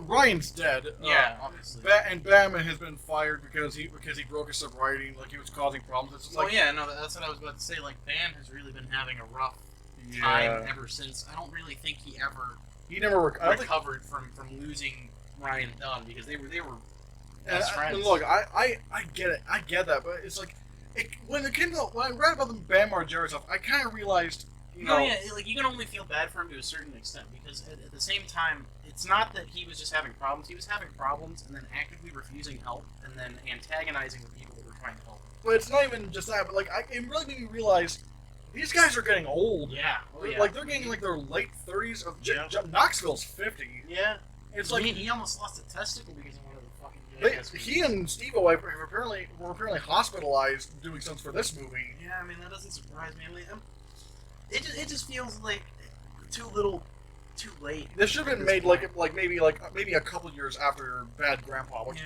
I really liked Bad Grandpa. yeah, I thought it was funny. Especially the end was shocking. Yeah. And in fact, guess who was actually one of the writers for that movie? Who? Spike Jonze. Yeah, I mean he does hang with those boys. It doesn't surprise me. And who knew one of the Spike Jonze, one of the I guess one of the guys in charge of Jackass would end up winning an Academy Award for her. Yeah, Writing her. Yeah, her was a trip. You know what else we didn't talk about, dude? What? Borat. Oh yeah, I was about to skip this topic. I will say we have like less than 30 minutes until I start my shift. All right, I mean but- it's up to you. But it's fine. But apparently, yeah, they are going to do some. Well, like there's actually going to be like this Borat. No, apparently, I texted you the wrong thing. Like apparently, that whole basically, Borat's supplemental reporting is going to be this new thing on Amazon, where it's like it's a bunch of different specials, including debunking Borat, where it's basically like a 6-part documentary. Actually, okay, the first part of Borat's supplemental reportings is Borat VHS cassette of material. Okay, well, yeah, that's Borat VHS cassette, which features never before seen footage from Borat's Oscar-nominated sequel, Borat subsequent movie film. Ah, so it's like a bloopers type of. Not even blooper, Yeah. but also like deleted scenes and whatnot, Okay. including what happened after the whole March for Our Rights rally, where it's like, did you ever see that clip? Yeah. Where like he was in the car, like he was in the truck, like the production truck, and they were trying to actually open the door. door, dude. And they're trying. He's like, drive. Like, he was so scared out of his mind. Yeah, dude. I would be too, bro. Yeah, the second piece, Borat American Lockdown, is described as a 40-minute reality show centered on the portion of the sequel in which Kazakh journalist Borat Sagdiyev finds himself in lockdown with a pair of conspiracy theorists, which means, I guess that means we're going to be seeing more of what happened then. Yeah. And then there's Debunking Borat, a series of 6 documentary shorts in which Borat's new roommates have their theories debunked by some of the world's leading experts, including Hillary Clinton, when they were saying Hillary Clinton, like, drinks the blood of babies. Yeah, fucking Wouldn't it pineal be- glands or whatever. What if they have a change of heart? What if they have a change of heart and they become like good, upstanding citizens? That would actually be kind of poggers. It would be like that would be the greatest anime redemption arc ever. Literally the sickest anime redemption arc ever. They went from laughingstock to actual people. Yeah, exactly. Oh my god, I can't wait for that. I am gonna be really excited for that me one too. when it drops. I'm trying to remember what else. I'm trying to think of what else is coming, but like, oh, one movie I'm definitely going to try to see this Saturday, Cruella. Yeah, yeah. I'm really excited for Cruella because, like, especially when that trailer came out, because it may look like Joker meets The Devil Wears Prada meets The Prestige, Right. where it's like this really toxic competitiveness between these two. Mm-hmm. I think it's cool that we're finally getting, like, because she was always a really interesting character. Oh, Cruella de Vil. Yeah, for me, at least, I mean, she was a bad guy, but like, She skins dogs. yeah. So I'm hoping we'll get to see her do some even more just fucked up stuff to add to the lore and stuff like that. And also, I do think that Emma Stone is a fantastic choice. That's a great casting choice. Mhm. Although I will say, the review embargo is going to be lifted tomorrow, but there have been some early critic reactions, and so far, they're really liking it. Okay. Yeah, That makes me excited. and like the one thing I'm just begging from this movie, the one thing that like if they just don't do this, I feel like a lot of this will really work. Just don't pull a Maleficent and have her be like the misunderstood good guy. Yeah. Like just have like I'm not saying you can't have a sympathizer through it, but like I swear to God, if I am I gonna be able to? I guess I can't. Well, I guess you can probably see these dogs right here. And I get from what I understand, they belong to her rival, these dogs. Yeah, so yeah. wouldn't it be fucked up if she skinned the dogs? If I mean, because in the trailers It it looks wouldn't like be the first time. Well, no, I It mean, wouldn't be the first time. technically- I mean, yeah, it would, but like it had to start somewhere. because I'm like in the trailers, and this isn't a spoiler. It's in the trailers. In the trailers, it looks like she does kidnap the dogs. Yeah. And like, wouldn't it be horrifying if like one day during a fashion show, she the model comes out and it's Cruella's line, and her rival just looks on horror as like her dog, and she sees this dress made out of her dogs. Yeah, that's what I was about to say. I was like, well, yeah, it would make for a very, very interesting part of an origin story for sure. That would have been. I would call it if they actually have the ball to do that. That would be the darkest thing Disney will have ever done. Like, yeah. I mean, like, yeah, there's Bambi's mom dying, but it's like this is taking someone's dogs and slaughtering them for an outfit and making them too. watch, Yeah. making them watch this horror unfold. Yep. Do you think they'll actually? Do you think they'll actually have the balls to do that? Like, not even show. They don't even have to show. Like, they just have to imply it. Implication. Yeah. Do you think they'll actually do that? Obviously I want them to. Yeah. Will they though? I don't know, man. But I think if they're gonna do it, this would be the perfect opportunity. And I will say, it looks to be like a very different kind of Disney movie because like this actually does go like kind of dark and whatnot. Yeah, and it is rated PG-13 as well, so there's like actually quite a bit they can get away with. I mean, yeah. Lying. I guess it depends on like what kind of PG-13 you're Right. like, but like I'm trying to think of any of the other movies that are coming up. But I am really excited for what we have in store in 2021. I agree. Yeah. Oh yeah. There's also Shang-Chi and the Legend of the Ten Rings, the new Marvel movie. Yeah. Yeah. Like some people will pronounce it as Shang-Chi. I think it's pronounced Shang-Chi. This one right here. Yeah. I recognize this guy because this guy's from Kim's Convenience on Netflix. Yeah. But I will say, apparently, the real Mandarin is going to be appearing in this. The villain is like, because apparently in like there's actually this short that's tied into Iron Man 3 where Right. Ben Kingsley, because as you know, they marketed him as the Mandarin, but he's not really the Mandarin. Yeah. But however, in this one short, as he's in prison, he's broken out by these two guys who work for the real Mandarin, and he's like, and they're like, yeah, the Mandarin wants to see you, and he's not happy that you took his identity. And so it's like they kind of hinted at the fact that the Mandarin's going to be appearing in this. Yeah, did everybody kill him? Who knows? But it's like, I guess they're not showing us just yet if he's in it. Aquafina's in this. Yeah. Michelle Yeoh. But like, did you ever see the trailer for this? No, actually, I haven't gotten the chance to. Oh yeah, you should. I guess we probably can't watch it right now, but it's Right. like, Shang-Chi looks amazing, and plus some of the other Disney stuff, some of the Disney Plus stuff looks amazing. Like, as far as I know, there's still going to be that animated Night at the Museum movie. Yeah, I heard about that. Yeah. I'm really because I love Night at the Museum 1 and Me 2. too, I yeah. haven't seen the third one, which Have you seen the third one? I actually do not remember. I know I've seen the first two. If I have seen the third one, it's been so long that I really can't. Because like from what I've heard, like there was like a scene like around the end of the movie. Because like I think in every one of these movies, like the characters always say like their goodbyes, and whatnot. Yeah. Because but like when Robin Williams said his goodbye, because keep in mind this game, Night of the Museum 3 came out the same year Robin Williams died. Yeah.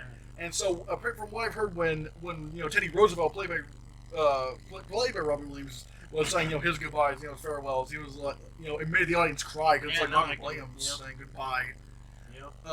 And again, last time we heard it was good, like that Night at the Museum movie was going to be coming out in like this year, but I don't know. There is definitely, I would say, like I'm trying to think, like did you ever get around to watching that second SpongeBob that SpongeBob movie? Yeah. Oh, the newest one. Mhm. Yeah, what'd you think? I thought it was good.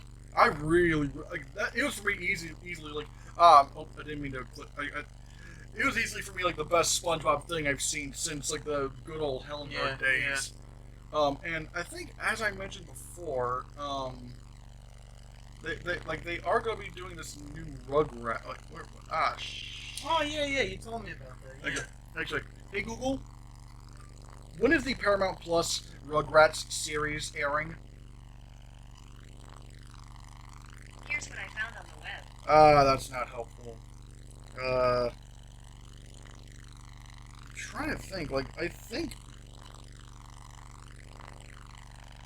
Yeah, I can. Hold on. Let's see. New 21. May 27th, 2021.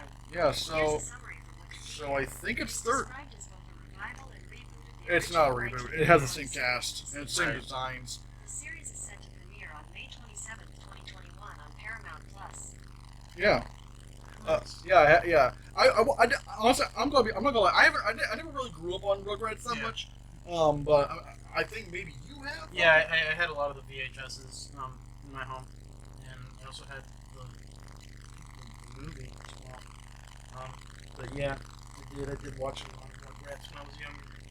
Yeah, that's gonna be coming up. The new iCarly's gonna be up. Yeah. And I'm really excited for this new iCarly, mainly because too. Dan Schneider's just not gonna be Yeah, involved. no more feet. It's not even just that. It's like the quality of his shows just kept dipping as I they mean, went on. iCarly was pretty good, but yeah, after that, you really started to see a decline. I mean, in, even then I saw the decline. In the last season of iCarly, Yeah. like they really started. Did you ever see that episode where the laser, like the laser that yeah. like laser gun or whatever? Like, Yeah. I was like, what in the world is this? It's supposed I to be. still think one of the weirdest episodes of that show had to be the Jake Foots or whatever, the freaking shoe company that wanted to advertise shoes on the web show. Like shoes that have Wi-Fi, like Roasting weenies. That's like what roasting you're good for, huh? weenies. Yeah, Yeah, I would see right through you, Dan. So. yeah. But yeah, I am looking forward to iCarly, this new one. I've seen a little bit of SpongeBob of Camp Coral. I'm kind I have yet to start it. of. I don't know how to describe it. It's definitely like. It just. I don't. It's not the war. It's not like how bad SpongeBob has been, but it's also Yeah. like. It's definitely not the glory days. Yeah, like yeah. I'm trying to think of what else there is. I will say. I mean, yeah, I guess like. Oh yeah, I think Boss Baby 2 is going to be premiering on in theaters and Peacock at the same. Although I'm not really that excited for Boss Baby 2. Yeah, I mean, I watched the first Boss Baby. And It- fun fact about Boss Baby. They got nominated for an Oscar over the Lego Batman movie. Yeah, that, but also the first date that me and my girlfriend ever went Oh, Boss Baby. on was Boss Baby. It was weird. It was definitely weird. It was a weird movie. Yeah, for real, it really was. Cause like, see, I don't understand what the demographic for that movie was, because the whole movie was definitely supposed to be, to some degree, at the expense of Donald Trump. But I also just feel like the animation style and the overall premise is definitely more geared towards like young children. So I don't know how many of them would really walk away with understanding a lot of the like inside jokes. Like, sure, older kids and maybe adults would get it, but at the same time, I just don't feel like that is who the movie was ultimately marketed towards. I also get kind of confused because it would jump they would establish these little internal fantasy lines and whatnot, but then the movie would actually do weird fantasy stuff. And it got kind of confusing. Yeah, it didn't really follow its own rules too well. Yeah. But I think I ran out of a lot of things to talk about. Yeah, really. same here. Yeah. So anyway, guys, thank you for checking out this episode of the Hannahcast. Hopefully we'll be back next week. Hopefully we're not gonna be shocking ourselves. But yeah, guys, I don't really as I said, check out the website. There's a bunch of cool little links right here, and I think that about does it, people. Bye.